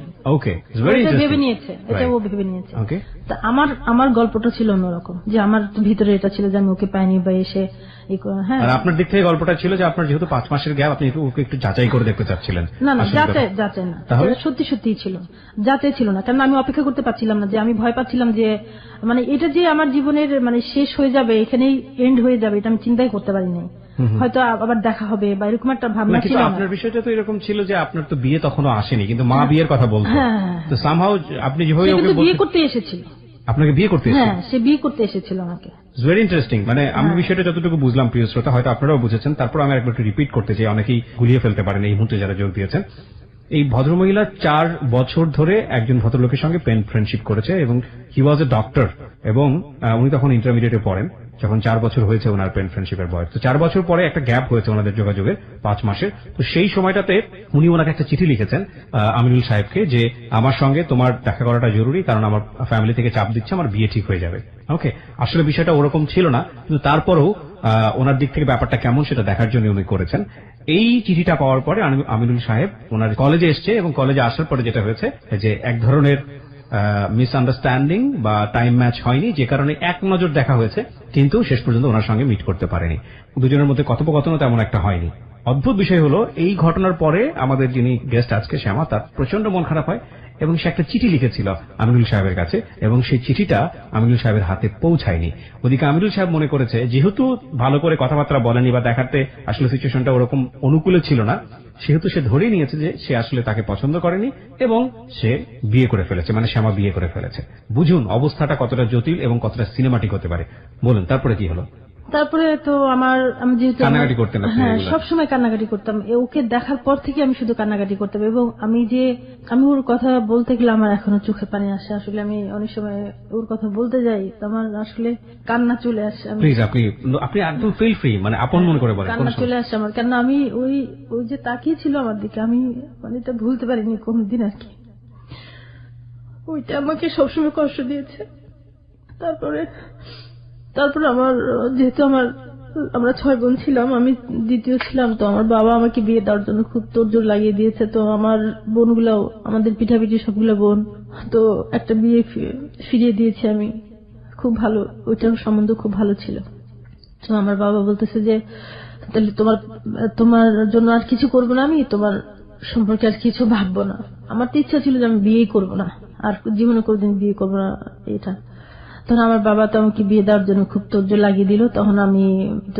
তখন একটা সম্বন্ধ তো ফিরিয়ে দিলাম, যে ওদের কারু আছে, প্লাস অনেক বড় ব্যবসা, এবং একটা হিন্দু বাড়ি, বিরাট বিশাল, এবং এক ছেলে। তাতে মায়ের খুব ইচ্ছা ছিল আমাকে নেওয়ার জন্য, যেহেতু আমরা যখন গ্রামের বাড়ি ছিলাম, নানার বাড়ি ছিলাম, তখন আমাদের খুবই সুনাম ছিল। হ্যাঁ, মেয়ে হিসেবে, কেননা গ্রামে একটা ভালো মেয়ে, টাউনে তো ভালো মেয়ে এত বেশি প্রচার হয় না, কিন্তু গ্রাম জিনিসটা এমন একটা জায়গা যেখানে আপনি মন্দটা খুব দ্রুত ছড়িয়ে পড়ে এবং ভালোটা খুব দ্রুত ছড়িয়ে পড়ে। তো সেখানে আমার সম্পর্কে জেনেছে ওই ছেলের মা, জেনে বলছে যে আমার বাবাকে যখন দেখে যে আমি রাজি হই না, তো আমার খালু এনেছিল আর কি সেই সম্বন্ধটা, বলছে আপনার মেয়ে, আপনি যদি দয়া করে আপনার মেয়েটা আমাকে দিতেন, আপনার মেয়েকে দিয়ে আমি কোনো কাজ করাবো না, সে দোতলায় থাকবে, সে নিচেও নামবে না, এরকম একটা ইয়ে। তারপরে আমি কেমন জানি এক রাতে আমার একদম চোখের নিচে কালিচালি পড়ে এমন হয়ে গেছে যে আমি কোনোভাবেই এটা মেনে নিতে পারছিলাম না। এরপরে আমার আরেকটা সম্বন্ধ আসে, আমি এটা একটু বলি। আমার এক খালাতো ভাই, উনি ছোট বোনের বিয়ে, তখন আমাকে নিয়েছে, আমি ভালো আলপনা আঁকতে পারতাম, বউ সাজাতে পারতাম, আলপনা করতে পারতাম। তো ওরা আমাকে গাড়ি করে এসে নিয়ে গেল 1 সপ্তাহ আগে বিয়ের। তো ওখানে আবার ওনার মেজো ছেলে, ও আবার আমাকে পছন্দ করে। তো ওরা সবাই বলতে থাকে না, ওকে আমরা বউ করে আনবো, ভাইয়াটার নামটা আমি মনে নাই, ওই ভাইয়ার বউ করে আনবে আমাকে, ভাবিও বলছে, সবাই বলছে, ওনার মা বলছে, যেমন একটা গুণী মেয়ে, ওকে আমরা বউ করে আনবো। তো ওখানে এটা আবার এখানে আবার মানে একটু অন্যরকম যেমন আরেকজন ওই ছেলের কাছে মেয়ে দিতে চাইছিল। হ্যাঁ, আমি এখানে বউ হয়ে আসবো, কেননা ওনার যে বড় ছেলের যে বউ, ওই বউয়ের বোনকে আবার এখানে বিয়ে দিতে চেয়েছিল ওরা, বাবা, হ্যাঁ, মেয়ের বাবা। তা উনি চিন্তা করেছে যে ওনার এই মেয়ে, এত গুণী মেয়ে যদি এই সংসারে আসে, তাহলে আমার মেয়ের কোনো দাম থাকবে না। ও আচ্ছা আচ্ছা, মানে বড় বউয়ের কোনো দাম থাকবে না। ওকে, হোয়াটএভার ইট ইজ। তো এই জন্য উনি এই সম্বন্ধটা আনে আমার বাবার কাছে, যদিও ভালো ছেলে, লয়ার এবং সবকিছু ভালো, তারপরে এনেছে। তারপরে আমাকে দেখতে আসলো ওরা, দেখতে এসে পছন্দ করলো। তো পছন্দ করলো পরে আমার মা বললো যে আজকে এখন দেখতে এসছেন, আপনার পছন্দ হয়েছে, কিন্তু আমরা পরে ডেট দিব, আমরা চিন্তা ভাবনা করিনি, পরে বিয়ের ডেট দিব। কিন্তু তারা মানলো না। সেদিন রাত্রে আমার অনেক ঝামেলা করে বিয়েটা হলো একরকম। ইতিহাস এবং একটা কথা আছে যে জীবন নাটকের চেয়েও নাটকীয়, এবং আসলে আমরা যতটা এক্সপেক্ট করি, যতটা সুন্দরভাবে চিন্তা করি, সেই সুন্দর চিন্তার ধারণা জীবন তার নিজস্ব গতিতে চলে। গল্পটা কি এখানেই শেষ হয়ে যাবে? নিশ্চয়ই না, কারণ এখনো গল্পের সময় বাকি আছে, এবং আপনি চিন্তাও করতে পারবেন না যে শেষ পর্যন্ত আমিনুল এবং শ্যামা এই দুজনের যে লাস্ট পরিণতি, সেটা আনথিঙ্কেবল। আমরা ছোট্ট একটা বিরতি, এক ধরনের বাধ্যতামূলক বিয়ে আমরা বলবো, সেটা আপনি করলেন বা আপনাকে করতে হলো। তারপর তো বিয়ে হয়ে গেল, রাতে অনেক গন্ডগোল হলো, অনেক, আমার বাবা রাজি ছিল, মা রাজি ছিল না, এমন ইয়ের মধ্যে বিয়ে হয়ে গেল। বিয়ে হয়ে যাওয়ার পরে তখন পরে আমার হাজবেন্ড ছিল এক রুমে, আমি ছিলাম আরেক রুমে, এরকম করে কোন রকম রাত পোহায় গেল। তো সকালে বলে চলে গেল। এরপরে আমার মা এত কান্নাকাটি শুরু করলো। আমার মা কান্নাকাটি শুরু করার পরে আমাকে বলতেছে যে তুই চলে যা। মানে ব্যাপারটা এরকম যে মাও পছন্দ করে, মা মেনেই নিতে পারেনি বিয়েটা। কেন? জামাই পছন্দ হয়নি? জামাই পছন্দ হয়নি। মা তো জানে যে কি জব করছে। আমার মা জিজ্ঞেস করছে যে তুমি কিসে আছো, ছেলেকে জন দেখতে যায়। তো ও নাকি উত্তর দিয়েছিল যে আমি চাকরি করি। এই কথা শুনে আমার মা পছন্দ করে নাই, যেহেতু জানে যে ওনার মেয়েটা তো উনি নিজের হাতে গড়ে তুলছে, এবং মেয়েটার রুচি সম্বন্ধে, ইয়ে সম্বন্ধে, সবকিছু সম্বন্ধে জানে আমার মা। এবং আমেরিকা থেকেও একটা বিয়ে আসছিল, বলছে যে না, আমি ওকে বাইরে বিয়ে দিব না, এরকম। মা বলছিল যে ঠিক আছে, পছন্দ হয়েছে, পরে আমরা মেয়েকে বিয়ে দিব বা ডেট পরে দিব। কিন্তু এটা ওরা মানতে চায় না। এটা পরে মানে একরকম জোর করে বিয়ে হয়ে গেল। তো পরের দিন যখন ওরা চলে যায়, তখন আমার মা বলতেছে যে তোর যদি কারোর সাথে কোনো সম্পর্ক থাকে তুই চলে যা। খুবই কাঁদতেছিল। আমার মায়ের কান্না আমি জীবনে এরকম দেখি নাই, সেদিন যেরকম দেখছি। তো আমি মা, আমি কোথায় যাব? পরে 7 দিন পর আমাকে উঠায় নিল ওরা। উঠানোর পরে আমার হাজবেন্ড আমাকে দেখলো, দেখে বলে কি তোমার তো চেহারা সুন্দর না, তোমাকে তো ভালোভাবে দেখলে তোমাকে বিয়ে করতাম না, বুঝছেন? তো আমার মাকে বললাম, মা এরকম কথা বলে। তো আমার মা তো তখন থেকে আমাকে ছেলে থেকে ছাড়া, বিয়ে তো দিতেই চায় না, তারপর ছাড়াই নিয়ে আসতে চাইছিল, কিন্তু আমি আসি না। এই জন্য যে যেখানে একটা বিয়ে হয়ে গেছে এবং যাকে আমি পছন্দ করি, ভালোবাসি, সে তো আমার জীবন থেকে চলে গেছে। তো এখন যদি আমার বাবা মা আমাকে একটা অন্ধ খোড়া যার সাথে আমাকে বিয়ে দিক, আমি সেটা মেনে নিব, এবং সেটাই মেনে নিয়েছে। ওখানে তো আমার একটা জীবন ছিল, কিন্তু সেই জীবনে যে একটা মুহূর্তের জন্য আমার চোখের পানি থেমে থাকিনি, এবং তাকে আমি ভুলতে পারিনি একটা মুহূর্তের জন্য, আমিনুল ইসলামকে। এবং আমার কাছে মনে হতো যে আমি যেদিকে তাকাতাম মনে যেন ওকে দেখতাম। ওর দেশের বাড়ি ছিল রাজশাহী। লোকজন যদি শুনতাম যে রাজশাহী ওদের বাড়ি, ওখানে দৌড়ায় যেতাম যে এই নামের কোন কাউকে চিনেন কিনা। তো তখন আপনার সংসারেই বাকি অবস্থা, সংসার ঠিকই করেছে, কোনো ত্রুটি হয়নি। কেননা আল্লাহ আমাকে যে দায়িত্ব দিয়েছেন, আমি কোনো দায়িত্বের ত্রুটি করি নাই, এবং আমার যে হাজবেন্ড তারও কোনো অবহেলা করি নাই বা অসম্মান করি নাই। তার যতটুকু পাওয়া ততটুকু আমি ঠিকই করে গেছি। বাহির থেকে সবাই আমাকে নর্মাল দেখতো, শাশুড়ির খেদমত করছি, শ্বশুরের খেদমত করছি, স্বামীর খেদমত করছি, সবকিছুই করছে। কিন্তু ভিতরে যে একটা ক্ষত, এটা আমার দিন রাত মানে ব্যথা অনুভব করতাম, ব্যথাটা থেকেই যেত। তখন আমি সবসময় নামাজ পড়তাম, ভাবতাম যে আল্লাহ তুমি যদি ওকে মিলিয়ে দিতে, আমি যদি ওকে দেখতে পারতাম, দেখা হওয়ার পর যদি বলতে পারতাম যে আসলে আমি তোমাকে পছন্দ করি, আসলে এই জিনিসটা হয়েছে, তুমি কি ভেবে নিয়েছো আমি জানি না, আমি তো আমার নীতির উপরে ঠিক আছে। এই ফিলটা আপনার সবসময় হতো? হ্যাঁ, এই যে অপরাধ বোধটা, এই অপরাধ বোধটা আমাকে সবসময় মানে চোখের পানি ফেলতো। আমার হাজবেন্ড যে ওর সাথে আমার বাসর ঘর হয় নাই, তখনই সে বলেছে আমাকে যে তুমি তো দেখতে সুন্দর না, ভালোভাবে দেখলে বিয়ে করতাম না। এই যে একটা কথা, তখন আমি সবসময় মিলাতাম আর কি, যে যাকে আমি ভালোবেসেছি, আমি যখন বলেছিলাম যে আমি তো দেখতে সুন্দর না, তুমি আমাকে দেখলে পছন্দ করবে না, বলছে না, আমি তোমাকে তোমার রূপকে ভালোবাসি না, তোমার যে শিল্পী সত্তা, আমি তাকে ভালোবেসেছি। আর আমার হাজবেন্ড বলছে যে আমার ভালোভাবে দেখলেও আমাকে বিয়ে করতো না। তো এই দুইটা জিনিস আমি সবসময় মিলাই দেখতাম আর কি।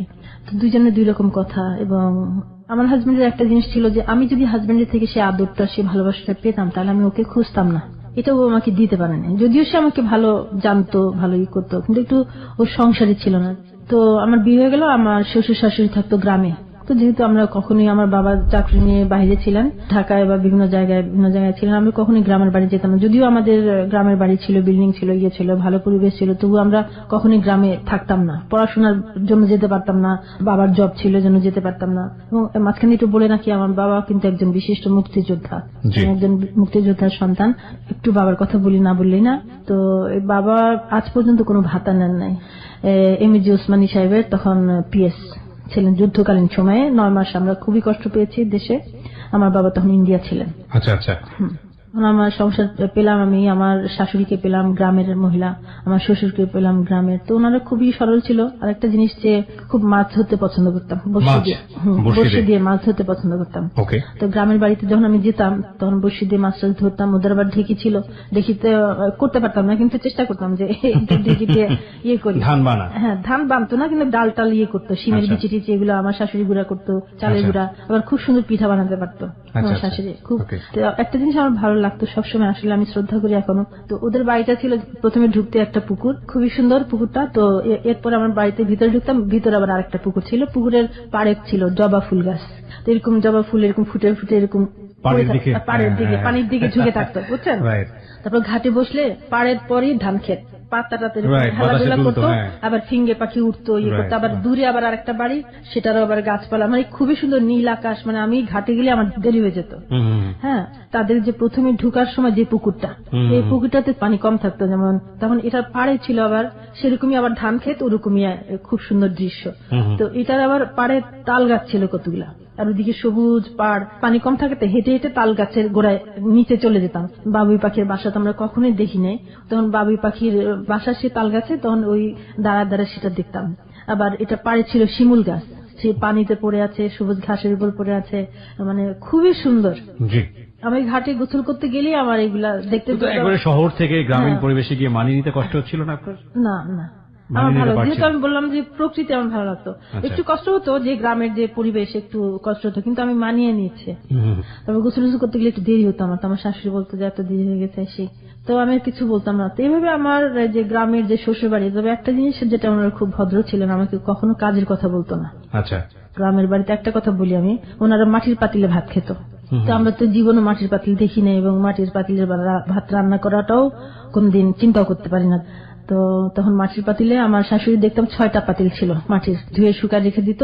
তো ভিজা পাতিলে রান্না করা যেত না, ওই শুকনা পাতিলে রান্না করতে হতো আর কি। তো তখন আমি প্রথম মার গালতে যাই, মার গালতে গিয়ে তো ভাত সহ ভেঙে পড়ে গেছে চাল। বকাঝকা খাননি? না, বকাঝকা খাইনি, বকাঝকা দেয়নি, জানে তো শহরের মেয়ে। হ্যাঁ, আপনার জামাই তখন কোথায় থাকতো? শহরে থাকতো? হ্যাঁ, তখন শহরে। আমরা 2 মাস 1 মাসের জন্য দেশে যেতাম, এবং ঈদ গুলো ওখানে গিয়ে করতাম, শ্বশুর শাশুড়ি ওনাদের সাথে করতাম। আরেকটা কথা, মাটির পাতিলে একটা ভাতের কথা না বললি না, আমি দেখতাম যে আমরা 12টার সময় রান্না করতাম ভাতটা, সেই ভাতটা আমরা রাতে যখন খেতাম সিলভারের পাতিলে যে ভাত রান্না করি, সেটাই ভাতটা একটু রাতের দিকে বা কয়েক ঘন্টা পরে কেমন জানি হয়ে যায়, মানে পানি তো বের হওয়া দূরে থাক, মানে ভাতটা একদম মনে হয় না এখন গরম রান্না করে আসছে। আচ্ছা, এত সুন্দর থাকতো ভাত। এবং ওনারা অনেক বছর হায়াত পেয়েছে, এবং ঘানি থেকে সরষের তেল ভাঙা এনে সেটা দিয়ে রান্না করতো আমার শাশুড়ি। ওনাদের অনেক জমি টমি ছিল। তো আমার রান্না আমার শ্বশুর খুব পছন্দ করতো, আমার শাশুড়ি পছন্দ করতো, আমাকে জিজ্ঞেস করতো যে বাজারে কি আনবো এসে। তো ওনাদেরও আন্তর্যত্ন অনেক পেয়েছি, শ্বশুর শাশুড়ির অনেক আন্তর্যত্ন পেয়েছি। তবে আমার হাজবেন্ডটা ছিল একটু অন্যরকম, যে একটু ও ছোট ছেলে ছিল, ওদের জমি জমা কোনটা বা কি ওইগুলো জানতো না, মানে একটু ছোট ছেলে হিসেবে যা হয় আর কি, উড়নচণ্ডী টাইপের ছিল। হ্যাঁ, ওই মা বাবারও বেশি একটা খবর নিত না, এই টাইপের ছিল আর কি। তো সংসারে সবাই বলতো যে এত ফুটফুটে 2টা বাচ্চা, তারপর বউটা এত সুন্দর। মানে ততদিন আপনাদের 2টো বাচ্চা হয়ে গেছে? হ্যাঁ। বিয়ের কত বছর পরে ফার্স্ট বেবিটা? 1 বছর পর। আচ্ছা, সেকেন্ড বেবিটা কত বছর পরে হয়? ওটা আবার 4 বছর পর। 4 বছর পরে হয়, ঠিক আছে। তো তখন আপনার 4-5 বছর হয়ে গেছে সংসার জীবনে। আচ্ছা, গ্রামেই তখন আপনি? না, তখন শহরে চলে এসেছেন? শহরেই থাকি আমি। ওই গ্রামে যে মাঝে মাঝে, তারপর যখন বাচ্চারা যখন লেখাপড়া শুরু করে দিল, তখন তার যেতে পারি না, তখন ঈদে যেতাম আর কি, ঈদে গিয়ে ঈদ করতাম। বিয়েটা তো মেনে নিলাম যে বাবা মা দিয়েছে, আমার তো কোনো ইচ্ছা ছিল না বা ইয়ে ছিল না, তখন বাচ্চাদের কথা চিন্তা করে এই সংসারটা করে গিয়েছে আর কি। তো অনেক কিছু তার ইয়ে ছিল, যেমন বাচ্চাগুলা কিভাবে পড়াশোনা করে, কি করে না করে, পড়াশোনার প্রতি কোনো মনোযোগী ছিল না। তবে আমি খুব কান্নাকাটি করতাম, মাঝে মাঝে অনেক সময় কষ্ট লাগতো যে এরকম। তো আমার বাবা খুব বুঝাতো আমাকে যে কোনো ইয়ে নাই, তো আমরা তো আছি। আমার বাবার বাসা কাছে ছিল, আমি আলাদা ভাড়া করে থাকতাম, আমার বাবা বাড়ি ছিল 5 তলা, তো আমার মা পছন্দ করে না, যেহেতু আমাকে কখনো বাড়িতে জায়গা দেয়নি। বাড়িতে জায়গা থাকেনি মানে? দেয়নি, ভাড়া থাকতে দেয়নি। বলছে ওই হাজবেন্ড যেদিন ছাড়বি সেদিন আমার বাড়িতে জায়গা পাবে। মানে ওই আপনার হাজবেন্ডকে একেবারেই পছন্দ করতো না? একেবারেই পছন্দ করতো না। এই শুধু একটা কথা নিয়ে? একটা কথা নিয়ে। কিন্তু এই বিষয়গুলো মিনিমাইজ করে ফেলা দরকার, যেহেতু আপনি সংসার করছেন, সুতরাং এগুলো মিনিমাইজ। আমার মা মেনে নিতে পারেনি কখনো আর কি। তো আমি অনেক সময় কান্নাকাটি করতাম, তো আমার বাবা বুঝতো। আমার বাবার ব্যবহার আসলে এত ভালো ছিল যে আমার বাবা কখনোই আমি খারাপ পাইনি, একটা সান্ত্বনা পেতাম, কিন্তু মায়ের ব্যবহারে কখনোই সান্ত্বনা পেতাম না। আমাদের 5 তলা বাড়ি ছিল, কিন্তু আমার মা বলছে যেদিন তুমি এই হাজবেন্ড ছাড়বা সেদিন তুমি এই বাড়িতে জায়গা পাবা। যেহেতু বাচ্চাগুলো আছে, এগুলা তো মানবিক ভাবে আমাকে এটা মেনে নিতে হচ্ছে। এখন হাজবেন্ড যাই করুক, মা যাই করুক, কিন্তু বাচ্চাগুলোর তো কোনো দোষ নাই। মা হিসেবে তো আমার একটা দায়িত্ব আছে। এভাবে করেই আমি চলে যাচ্ছিলাম আর কি। তো এর মধ্যেই তো মাঝে মাঝে ও আবার গায়েব হয়ে যেত, আমার হাজবেন্ড। আচ্ছা, কোথায় যেত? ও চাকরি করে ট্রান্সফার হতো, ট্রান্সফার হয়ে ওখানে চলে গিয়ে ওখানে থেকে যেত, যে আমাকে একটু জানাবে বা আমি এখানে আসছি বা একটা এরকম আছে, এরকম করতো না। সংসার চলতো কিভাবে? পয়সা করে দিত? হ্যাঁ, পয়সা করে দিত, কিন্তু অনেক সময় পয়সা করি, অনেক সময় ই করতো না। ওটা তখন আমার বুটিক ছিল। হ্যাঁ, আমি বুটিক চালাতাম। হ্যাঁ, আমি বুটিক চালাতাম। আমার বাবার গ্যারেজে একটা বুটিক করেছিলাম, সেই বুটিকটা চালাতাম। আরেকটা ছিল মুন আর্ট স্কুল ছিল আমার, নিজের স্কুল ছিল, moon art school, boutique, plus আবার আরেকটা যে পটারিতে যে কালার করা, প্রিন্ট করা, এটা আমি করতাম এবং বিভিন্ন জায়গায় মেলাতে আমি দিয়েছি। ওকে। আর নিজে সংসার চালাতেন আর কি? হ্যাঁ, নিজের পয়সা দিয়ে মোটামুটি দাঁড়িয়ে যাওয়া। আর ও যেটা দিত ওটা দিয়ে প্লাস আমারটা দিয়ে চলে যেত। আচ্ছা। আবার আমার বোনগুলো ছিল বাহিরে, ওরা মাঝে মাঝে হেল্প করত। হ্যাঁ, কাপড় চোপড়, কসমেটিক্স এগুলো কখনো কিনতে হয়নি, এবং বাচ্চাদের খরচও দিত অনেক সময়। ও যা পড়তো আমি প্রেশার দিতাম না ওকে, কেননা দিয়ে তো লাভ নেই। নিজে থেকে ইচ্ছা না হয় তাহলে আপনি কি আরেকজনকে জোর করে করাতে পারবেন? যে সন্তান বাবা মার প্রতি দেখাশোনা কম করে, বাবা মার খবর কম নেয়, তো সেখানে আমি তো বলে কিছু করবো? যদি দেখতাম যে না বাবা মা টেক কেয়ার করছে বা আমার খবর নিচ্ছে, সেখানে আমার দুঃখের ব্যাপার ছিল যে বাচ্চাগুলো দেখে না এসে। তো আমার বাবা মা ভাই বোনের সহযোগিতা আমি, এবং স্কুল, গান শিখাতাম বাচ্চাদেরকে আমি।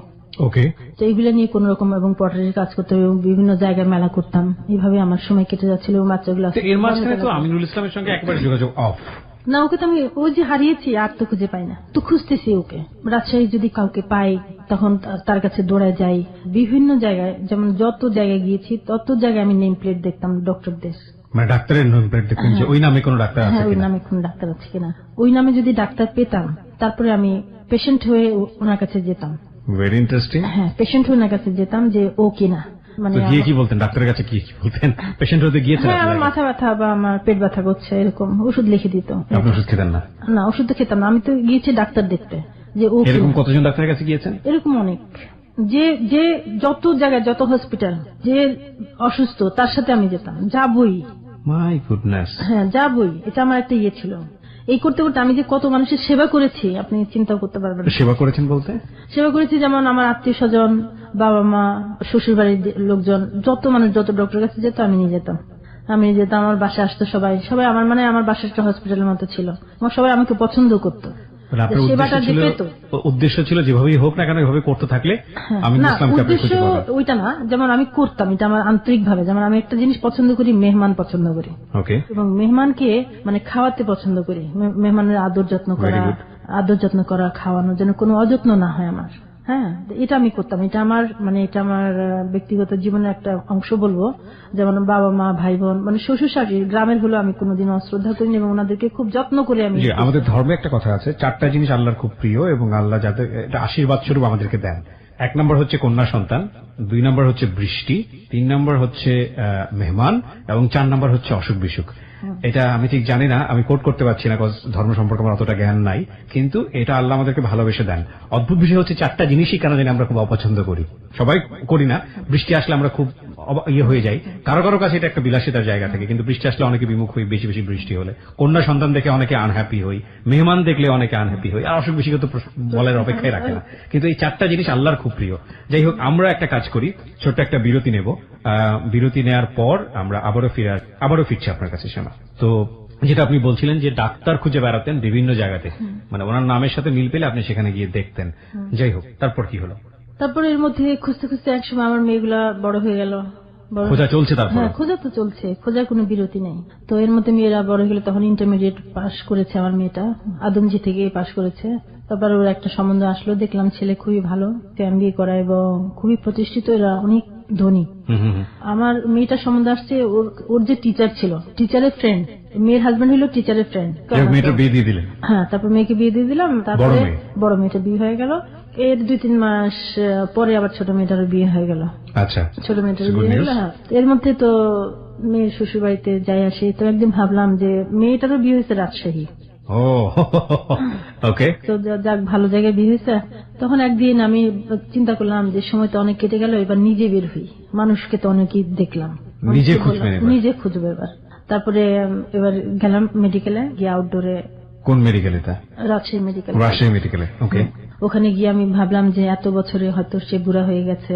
হ্যাঁ, কত বছর পরে? এটা 30 বছর পর। 30 বছর পরে? 30 বছর পরে। মানে একটা জিনিস একটু চিন্তা করে দেখেন, 30 বছর আগের ঘটনা। আমরা সাধারণত 3 বছর হলেই মাথায় থাকে না, উনি 30 বছর ধরে ওনার প্রিয় মানুষটাকে বুকের মধ্যে লালন করেছেন এবং তাকে তিনি বিভিন্নভাবে খুঁজে বেড়াচ্ছেন। ইতিমধ্যে প্রথম দেখা হয়, সেই সময় তিনি কিশোরী ছিলেন, এরপরে তার 2টো বাচ্চা হয়েছে, সংসার হয়েছে, সেই 2টো বাচ্চার বিয়ে হয়ে গেছে, নাতি নাতনির মুখ দেখার মতো অবস্থায়, তখনও তিনি খুঁজে বেড়াচ্ছেন। আপনারা নিশ্চয়ই পড়েছেন, আমি একটা বইয়ের কোট করতে চাই, আমি জানি না 30 বছর পর তার অবস্থা কি দাঁড়িয়েছে, কিন্তু এই বইয়ের মধ্যে যেটা আছে, মৈত্রেয় দেবী রবীন্দ্রনাথের খুব কাছের এবং প্রিয় মানুষ ছিলেন। মৈত্রেয় দেবীর যদি নহন্যতে বইটা পড়েন, কিংবা মৈত্রেয় দেবীর বইটি আসলে যে কারণে লেখা হয়েছিল, মির্জা ইলিয়াদের লানুই বেঙ্গলি বা বাংলার রাত, যেটার অনুবাদ করা হয়েছে, তো এই বই দুটো আপনারা অবশ্যই পড়বেন। পড়লে আজকের এই গল্পটা কতটা সেন্সিটিভ আপনারা কিছুটা হলেও বুঝতে পারবেন। যাই হোক, যে গল্পে আপনি ছিলেন, নিজে গেলেন রাজশাহী মেডিকেল কলেজে। চিন্তা করলাম যে অনেক ডক্টরই তো আছেন, দেখি যিনি একজন বয়স্ক, ওনার কাছে যাব। বয়স্ক যিনি, উনি চিনতে পারবেন, এখনকার ছেলেরা হয়তো চিনতে নাও পারেন। তো আমি আউটডোরে গেলাম, একজন বুড়ো করে একজন ডক্টর, তো ওনার কাছে গিয়ে বললাম যে আমার একজন কাজিন এরকম এই নামের, আমিনুল ইসলাম, তো আপনি কি চিনেন কিনা। তো উনি একটা ওখানে শহরেই অনেক দূরে আর একটা হসপিটাল আছে, ওখানে বললো যে এখানে একজন ডক্টর আছেন এরকম এই নামের। হ্যাঁ, এই নামের। আচ্ছা, তারপর আমি ওখানে গেলাম। তখন আমি হসপিটালে গেলাম, প্রথমে যে ঢুকলাম, ঢোকার পরে আমি দেখলাম যে ওনার সে আমিনুল ইসলামের নাম মার্বেল পাথরে লেখা। মার্বেল পাথরে হাসপাতালের সামনে লেখা? হ্যাঁ। তো লেখা, আমি লেখাটার সামনে অনেকক্ষণ দাঁড়িয়েছিলাম। আমি চিন্তা করলাম যে এত বছর পর, এত খোঁজাখুঁজির পরে এই নামটা আজকে চোখের সামনে দেখছি। সেই ওনার নামটা খোদাই করার পেছনে মানে কারণটা কি? হাসপাতালটা ওনার? হাসপাতালটা ওনার, উনি নিজে একটা হাসপাতাল দিয়েছেন? হাসপাতাল দিয়েছেন। ওকে, ভেরি গুড। তারপর অনেকক্ষণ দাঁড়িয়েছিলাম ওখানে। তারপর রিসেপশনে গেলাম, রিসেপশনে গিয়ে তোনার একটা কার্ড নিলাম আমি ওখান থেকে, ফোন করি ওখানে স্ট্যান্ড বাই। হ্যাঁ, ওখানে একটু সরে এসে দাঁড়িয়ে ওনাকে ফোন দেই। ওকে। তো আমি আপনাকে চেম্বারে আগামীকাল বসবেন? বলছে হ্যাঁ, আমি চেম্বারে বসবো। আমি বললাম যে আমি একজন পেশেন্ট, আমি আপনার সাথে একটু দেখা করতে চাই। তো আমি বললাম যে আমার নাম বললাম যে শ্যামা। তো নাম বলার পরে আমি বললাম যে আপনি কি আমাকে চিনতে পেরেছেন? বলে কি চেনার চেষ্টা করছি। আমাকে চিনেছে, নাম বলার পরে চিনে গেছে। তো আমাকে সময় দিল যে আপনি আগামীকাল 9টার দিকে আসেন। 9টার দিকে আমি হসপিটালে গেলাম। হসপিটালে গিয়ে তো দেখলাম ওকে, আমার কাছে ওকে দেখে মনে হয় যেন কত বছর পর আমি ওকে দেখলাম। তখন ও আমাকে নিয়ে চেম্বার খুললো, আমি আগে চলে গেছি, আমি গিয়ে বসে আছি, তো দেখি যে চেম্বার বন্ধ। একটু পরে ও আসলো, এসে চেম্বার খুলে আমাকে ডাকলো ভিতরে। আমি গেলাম ভিতরে, টেবিলের সামনে বসে আছে, ও আমার সামনে কথা টুকটাক বলছে এবং বলছে যে এখন তো আমাদের চাকরি, তারপর ঝামেলা, নিজের কথাই বলছে। তো আমি আর কিছু বলি না, আমি নিচের দিকে তাকিয়েছিলাম। তো মাঝে মাঝে আবার ওর দিকে আর চোখে তাকাই, দেখলাম যে একটা জায়নামাজ আছে পাশে। এরপরে ওখানে দেখলাম যে কথা তো বললো যে উনি বাইরে বের হয়ে যাবে। সেদিনকার জন্য রুগী দেখা বন্ধ করে দিল এবং আমাকে নিয়ে বের হলো যে কোথায় থেকে বসবে, কথা বলবে। তো এরকম এক জায়গায় আমাকে নিয়ে গেল, এখানে একটা পার্কের মতো, সেখানে একটা বেঞ্চিতে আমরা বসলাম, বসে একটু দূরত্ব নিয়ে বসলাম। ও নিজের থেকে বলতে লাগলো যে আমি তো জীবনের শেষ প্রান্তে চলে এসেছি, আমার আর এই পৃথিবীতে আর কোনো চাওয়া নেই, আমার সব কাজ শেষ, আমার শুধু এখন আমি কিভাবে পরকালে চলে যাব সেটা চিন্তা করি। আমি শুনে আমার কাছে খারাপই লাগলো। তো ওকে দেখে আমার কাছে তখন মনে হয়েছে যে ওর যে একটা ভিতরে কষ্ট, মানে কথায় আমি বুঝতে পারলাম যে ভিতরে অনেক কষ্ট। কিন্তু আপনাকে জিজ্ঞেস করলো না, বা আপনি ওই যে 30 বছর ধরে যে মানুষটাকে উত্তর দেওয়ার জন্য খুঁজে বেড়াচ্ছেন যে আসলে কেন কি হয়েছিল? সেদিন কোনো কথা না, সেদিন শুধু সে একটা গান শুনেছে আমার। গান শুনেছে? আপনি গান গাইয়ে শুনেছেন পার্কে? গাড়িতে যখন সে আমাকে নিয়ে বের হলো হসপিটাল থেকে, তখন আমাকে বললো যে আমাকে একটা গান শোনাও। তখন আমি একই সোনার আলোয় জীবন ভরিয়ে দিলে, আমরা একটু শুনতে পারি আপনার কাছ থেকে?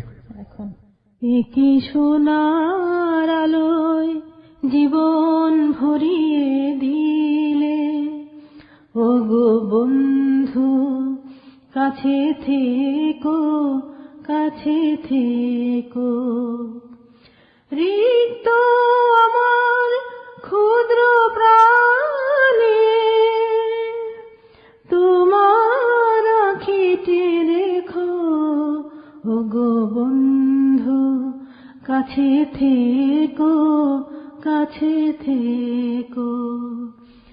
একে সোনার আলোয় জীবন ভরিয়ে দিলে। বাহ, অসাধারণ। তারপর সেদিন তো গান শোনালাম এবং সে আমাকে বললো যে তুমি কখন কোন জায়গায় আমাকে গানটা শুনিয়েছো, আমার সেই জায়গাটা মনে আছে এখনো, কোন রাস্তার কোথায়, ও তো ড্রাইভ করে যাচ্ছে, কোথায় আমি গানটা গিয়েছি, ওই জায়গাটা আমার এখনো মনে আছে। It's very interesting and this is true. গানের সাথে স্মেলের সাথে মানুষের এই জিনিসগুলোর মেমোরি হয়ে থাকে।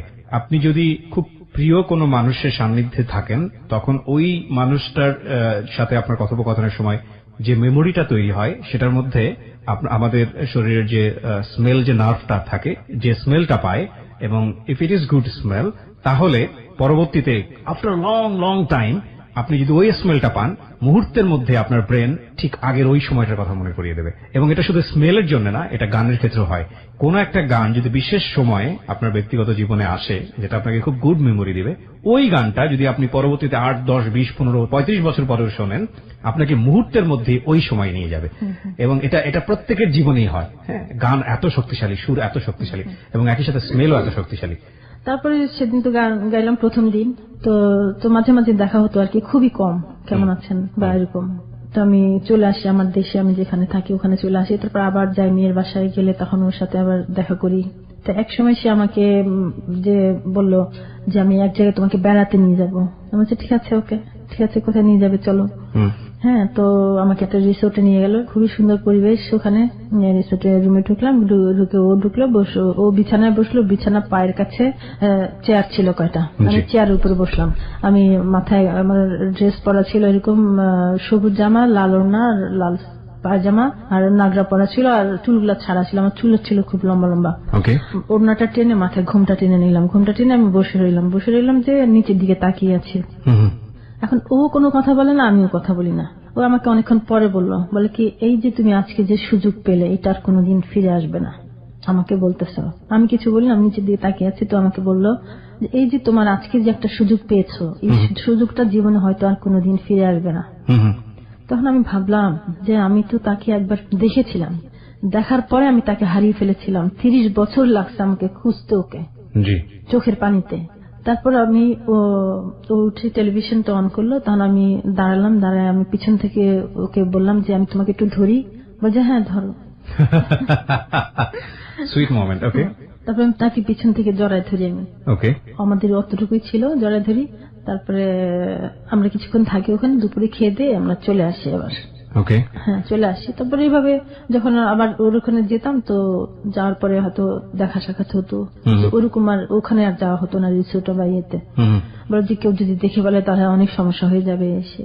তো আমিও ওইভাবেই চলতাম, সবসময় বলতাম যে আমি তোমাকে ছাড়া বাঁচবো না আসলে। কেননা 30 বছর আমি একটা সংসার করেছি, কিন্তু সেই সংসার, সন্তান, স্বামী, আমার বাবা মা, ভাই বোন, এই যে জগৎ, আমার এই জগৎ তোমাকে ভুলিয়ে রাখতে পারে না আমাকে।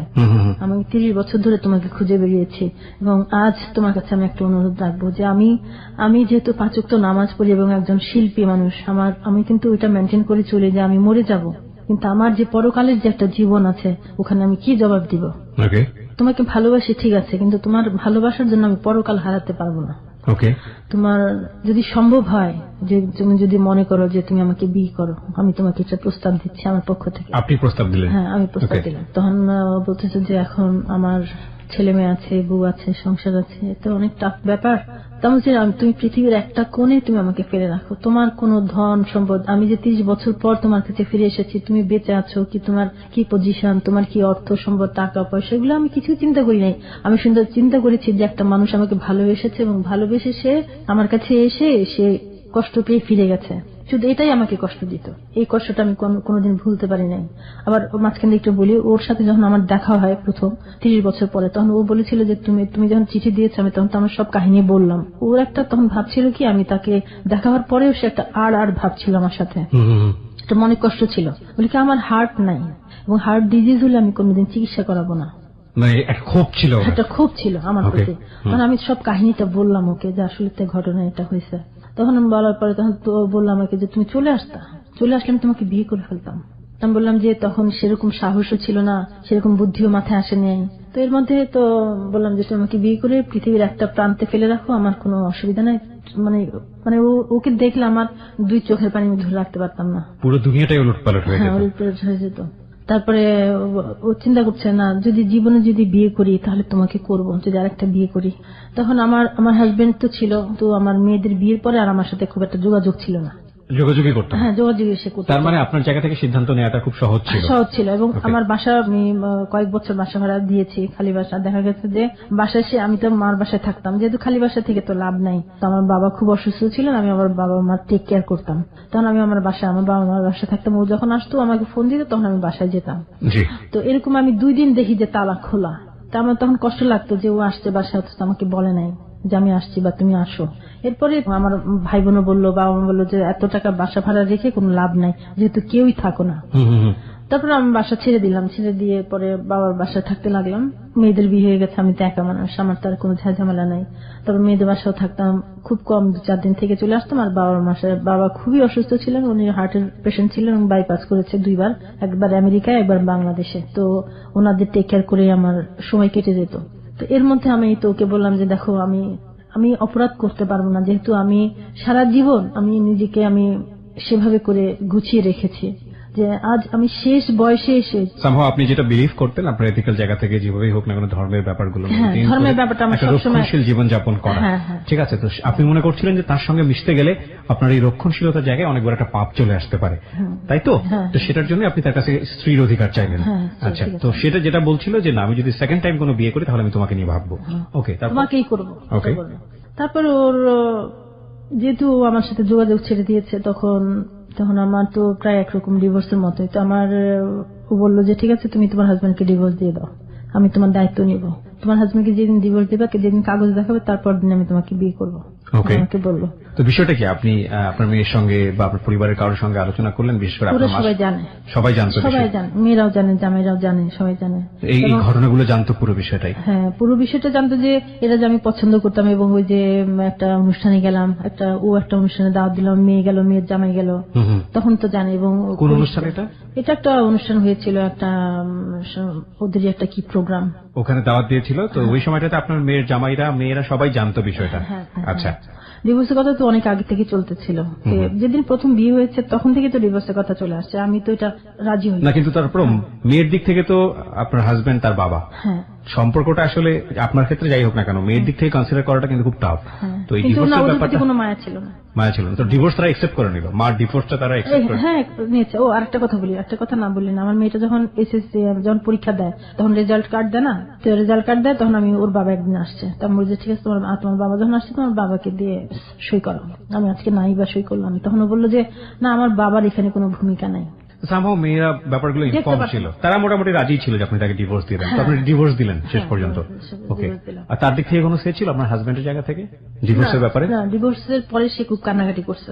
আচ্ছা, কিন্তু আপনি কনসিডার করেন না আপনার জায়গা থেকে? না, আমাকে আপনার সিদ্ধান্তটা খুব কনক্রিট ছিল, কারণ আপনি 30 বছর ধরেই সিদ্ধান্ত নিচ্ছেন। হ্যাঁ, 30 বছর ধরে সিদ্ধান্ত নিচ্ছি। তো ওর এক ফ্রেন্ড দিয়ে বলছিল যে ভাবি একটা বাসা নেন। আমি বলছি না ভাই, আমার মন থেকে সে যে ব্যবহার করেছে আমার সাথে আর যেগুলো করে এসেছে, এগুলো আমি আর কোনোদিন বাসা নিব না। অনেক কষ্ট করে করেছে সংসারটা।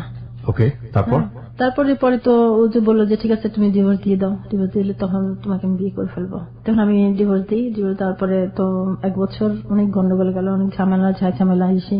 কার সাথে ঝামেলা ছিল? ওর ফ্যামিলি, ওর ফ্যামিলির সঙ্গে ঝামেলা জেনে গেছে। ওকে, যে আমাকে সে পছন্দ করে। ও কিছু বলে না, বলছে না তোমাকে বিয়ে করতে পারবো না, অনেক ঝামেলা লেগেছে এসে। তো তখন সে 1 বছর পরে সে শেরওয়ানি কিনে আমাকে বিয়ে করবে। সে কিন্তু এর মধ্যে ওই যে গন্ডগোল লাগা দিল, ভীষণ ভাবে বিয়ে করার কথা বললো যে ঠিক আছে বিয়ে করবো, আমি একটু গুছিয়ে নেই, আমার একটু গুছাতে হবে। ও বলে যে তুমি তো একটা কাগজ চাচ্ছ আমার কাছে। আমি হ্যাঁ, আমার একটা কাগজের দরকার, কাবিন, কেন এইটা ছাড়া তোমার সাথে আমার বৈধ সম্পর্ক হবে না। আমি চাচ্ছি বৈধতা। তুমি আমাকে বিয়ে করে এক প্রান্তে ফেলে রাখো, 6 মাস পরে আসো, আমার কোনো সমস্যা নাই। তুমি আমাকে কিছু না দাও, তাও সমস্যা নেই, তোমার সাথে আমি বৈধতা চাচ্ছি। জি, আপনি এটা আগে বলেছেন। জি, তারপর একদিন সে আসলো, তো বললো যে অমুক তারিখে তুমি প্রস্তুত থেকো, আমি তোমাকে বিয়ে করব। প্রিয় শ্রোতা, আমরা এই জায়গাটায় একটা ছোট্ট বিরতি নেই। বিরতির পর আমরা আবার ফিরে আসবো একেবারে গল্পের শেষাংশে। নাটক বা উপন্যাসে যেটা হলে খুব ভালো হতো এবং আমাদের জায়গা থেকে এক ধরনের হাহাকার থাকতো। একবার জায়গাটা আমি খুব ক্লারিফাই করে দিতে চাই। সেটা হচ্ছে, দুজন মানুষ 30 বছর পরে কাছাকাছি আসলো, কিন্তু তাদের দুজনেরই দুটো সংসার আছে এবং সেই সংসারের জায়গাটা থেকে তারা 30 বছর পরে মিলিত হলো ঠিকই, কিন্তু তার মধ্যেও যোজন যোজন দূরত্ব। তারা দুজন দুজনের কাছাকাছি আসতে পারলো না, দুজনের পথ পার্মানেন্টলি দুই দিকে চলে গেল। এটা নাটক বা গল্পে বা উপন্যাস এটা হলে আমাদের মধ্যে এক ধরনের অন্যরকম তৃপ্তি কাজ করতো বা হাহাকার কাজ করতো। কিন্তু বারবারই বলি যে জীবন নাটকের চেয়ে নাটকীয়। জীবন একেবারেই ধার ধারে না আপনার ফিলিংসটা কোথায় যাবে, যে কারণেই জীবনের গল্পটা একটু অন্যরকম হয়। যে বইটির গল্প আমি বলছিলাম একটু আগে, যে লানুই বেঙ্গলি লিখেছে মির্জা এলিয়াদ, এবং তারপরে মৈত্রেয় দেবী রবীন্দ্রনাথের খুব প্রিয় ভাজন ছিলেন।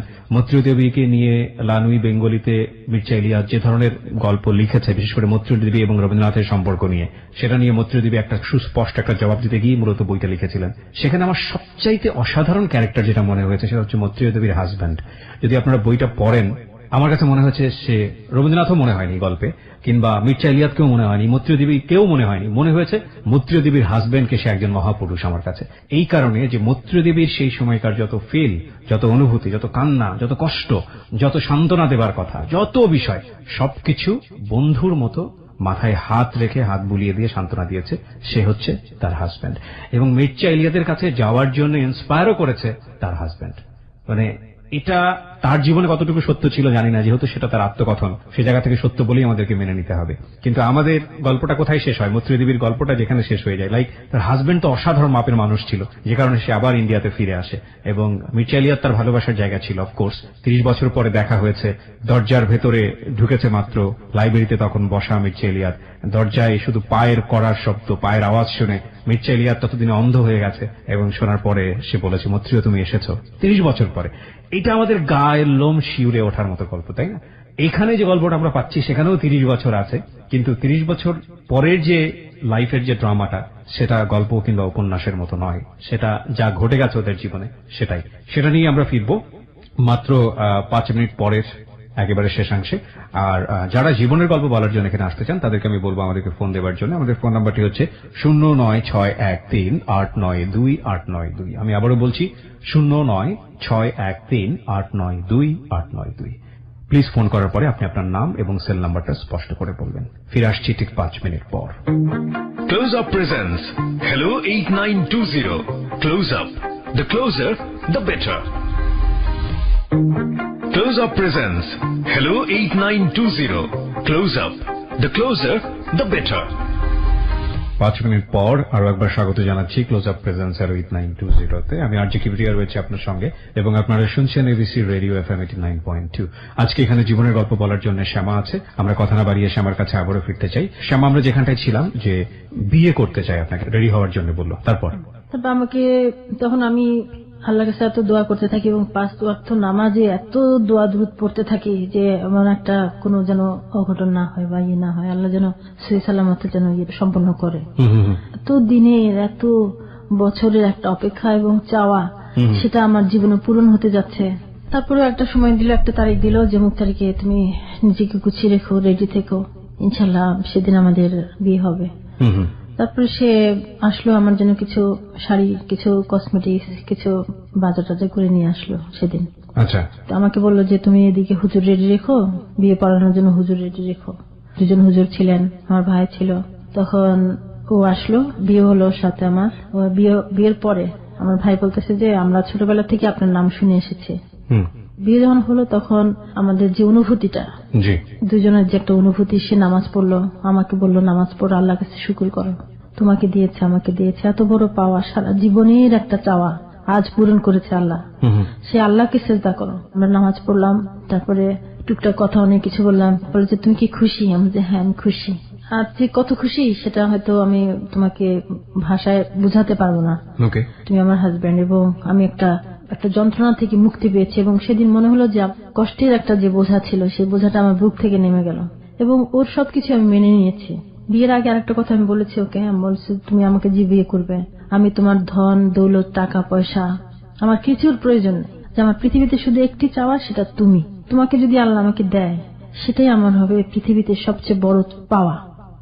ওকে, তো আমার ভালোবাসার যে স্বীকৃতি পেয়েছি, এটা আমার জীবনের সবচেয়ে বড় পাওয়া।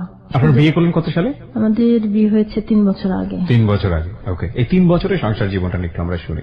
3 বছর ও প্রতি মাসে আসে, বা কাজ থাকলেও আসে আমার কাছে। আমি এক জায়গায় থাকি, ও আরেক জায়গায় থাকে, ওর সংসার আছে, ওখানে ও থাকে। আমি বলছি ওখানে কোনো যেন সমস্যা না হয়, ওর সমস্যা আমি করতে চাই না, কারণ আমি জেনে শুনেই এটা মেনে নিয়েছি। হাজবেন্ড হওয়ার পরে মানে একটা মায়া বেড়ে যায়, তারপরেও আমার নিজেকে এটা মানিয়ে নিতে হবে। ও যেখানে থাকে, ওর যে শান্তির যে জায়গাটা, এটা যেন আমার কারণে কোনোদিন নষ্ট না হয়।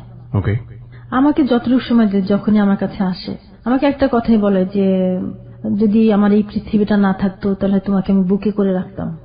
তারপর একদিনের সুখ নিয়ে আমি সারা মাস কাটাই। তারপর আমি অসুস্থ হয়ে গিয়েছিলাম, তখন আমাকে বলেছে যে আমার নেকির বিনিময়ে যেন আল্লাহ তোমাকে সুস্থ রাখে। তা আমি পৃথিবীতে এই কথাগুলো কারো কাছে পাবো না। যার জন্য 30 বছর অপেক্ষা করেছে এবং যার জন্য 30 বছর চোখের পানি ফেলেছে, তাহলে সেটা আজকে আমার সার্থক। যেন আমি একটা যাকে ভালোবেসেছি, যাকে খুঁজে বেরিয়েছে, এটা আমার সার্থক খুঁজে বেড়ানো, আমি বলবো। ঠিক আছে, আপনি আপনার জায়গা থেকে অবশ্যই যদি আমরা গল্পটা এভাবে সামনের দিকে নেই, তাহলে এটা একটা সার্থকতা। কিন্তু সংসার বলতে এখন কি, মানে আপনাদের একসাথে থাকা হয়? না, একসাথে থাকা না। ও আমাকে বলেছে যে আমি তোমাকে সংসার দিতে পারবো না। আমিও মেনে নিয়েছি। এখন সংসার যদি আমাকে দিতে যায়, তাহলে তার পৃথিবীর সবকিছু উলটপালট হয়ে যাবে। আমি চাই না যে তার পৃথিবীটা উলটপালট হয়ে যাক। সে তার ভাবে চলুক, আমি আমার মতো আছি। আমার শুধু একটা জিনিস, যে একটা সান্ত্বনা, যে সে আমার হাজবেন্ড, আমি যত দূরেই থাকি না কেন, এখন আর আমার সেই কষ্টটা নাই, সে আছে। এটা আমার কাছে মনে হয়। মানে আপনাদের তার মানে ব্যাপারটা এরকম তার হলো যে একসাথে থাকাই হয় না আলটিমেটলি, তারপরও এক ধরনের স্বীকৃতি, এক ধরনের আত্মতৃপ্তি। কিন্তু আফসোস হয় না যে ওই মানুষটা, যে মানুষটাকে সামান্য কিছু সময়ের ব্যবধানে হারালেন সারা জীবনের জন্য, 30 বছর যাকে খুঁজে বেড়াতে হলো, ওই মানুষটাকে পেলে হয়তো বা আজকের এই গল্পটা অন্যরকম হতে পারত। এটার জন্য কখনো আফসোস হয় না? আমি আল্লাহকে বিশ্বাস করি। আল্লাহর যদি হুকুম থাকতো তাহলে হয়ে যেত। জন্ম মৃত্যু বিয়ে আল্লাহর হাতে, এটা আমি বিশ্বাস করি এবং এটা আমি মেনে চলি। যে না, আল্লাহর যদি ইচ্ছা থাকতো, যেহেতু ও বিয়ে করতে এসেছে এবং আমিও, সে আমার হাজবেন্ড হোক, এটা তো প্রত্যেকেই চাও যে ভালোবাসার মানুষটা তার পাশে থাকুক। এটা প্রত্যেকটা মানুষই চায়। যখন ভালোবাসার মানুষটাকে হারিয়ে ফেলে মানুষ, তখন কিন্তু সারা জীবন তার একটা কষ্ট থেকে যায়, সে যত সুখে থাকুক না কেন। তো আল্লাহর কাছে আমি শুকর করি আজ, যে আমি আজকে ওকে পেয়েছি, যে এটা আমার সার্থকতা, যে আমার কষ্টের চোখের পানির বিনিময়ে বলবো। এই 3 বছরের এক্সপেরিয়েন্সটা কি? 3 বছর যে ওর সাথে আছি, আমি হ্যাপি, হ্যাঁ, খুবই সুখী। এজন্য যে এক হলো সে আমার হাজবেন্ড, ওকে। 2 হলো সে যত দূরে থাকুক সে আমার কাছেই থাকে, ওকে। আর 3 হলো যদি সে আমাকে সময় দিতে নাও পারে, সে আমার কাছেই আছে, আমি ওকে দেখি, এবং এটাই আমার একটা সান্ত্বনা। ও আমাকে একটা কথা বলেছে যে তুমি মনে করবা যে আমি যত দূরে থাকি তত কাছে আমি থাকি তোমার। উনি তো এখনো সেই রাজশাহীতেই আছেন, আপনি থাকেন ঢাকাতে। এই দূরত্ব, ইভেন ওনার এক নিজের সংসার আছে, সেই সংসারটা উনি মেনটেন করেন, সেই সংসারের প্রতি উনি কর্তব্য পালন করেন। ওনারও ছেলে মেয়ে আছে, তারা আপনার বিষয়টা সম্পর্কে জানেন এবং স্বভাবতই তারা তাদের জায়গা থেকে বিষয়টি মেনে নিতে পারেননি, এবং তাদের কাছে আপনি মোটেও সুবিধার মানুষ নন তাদের জায়গাটা থেকে। তো এই বিষয়গুলোতে আপনার কষ্ট হয় না?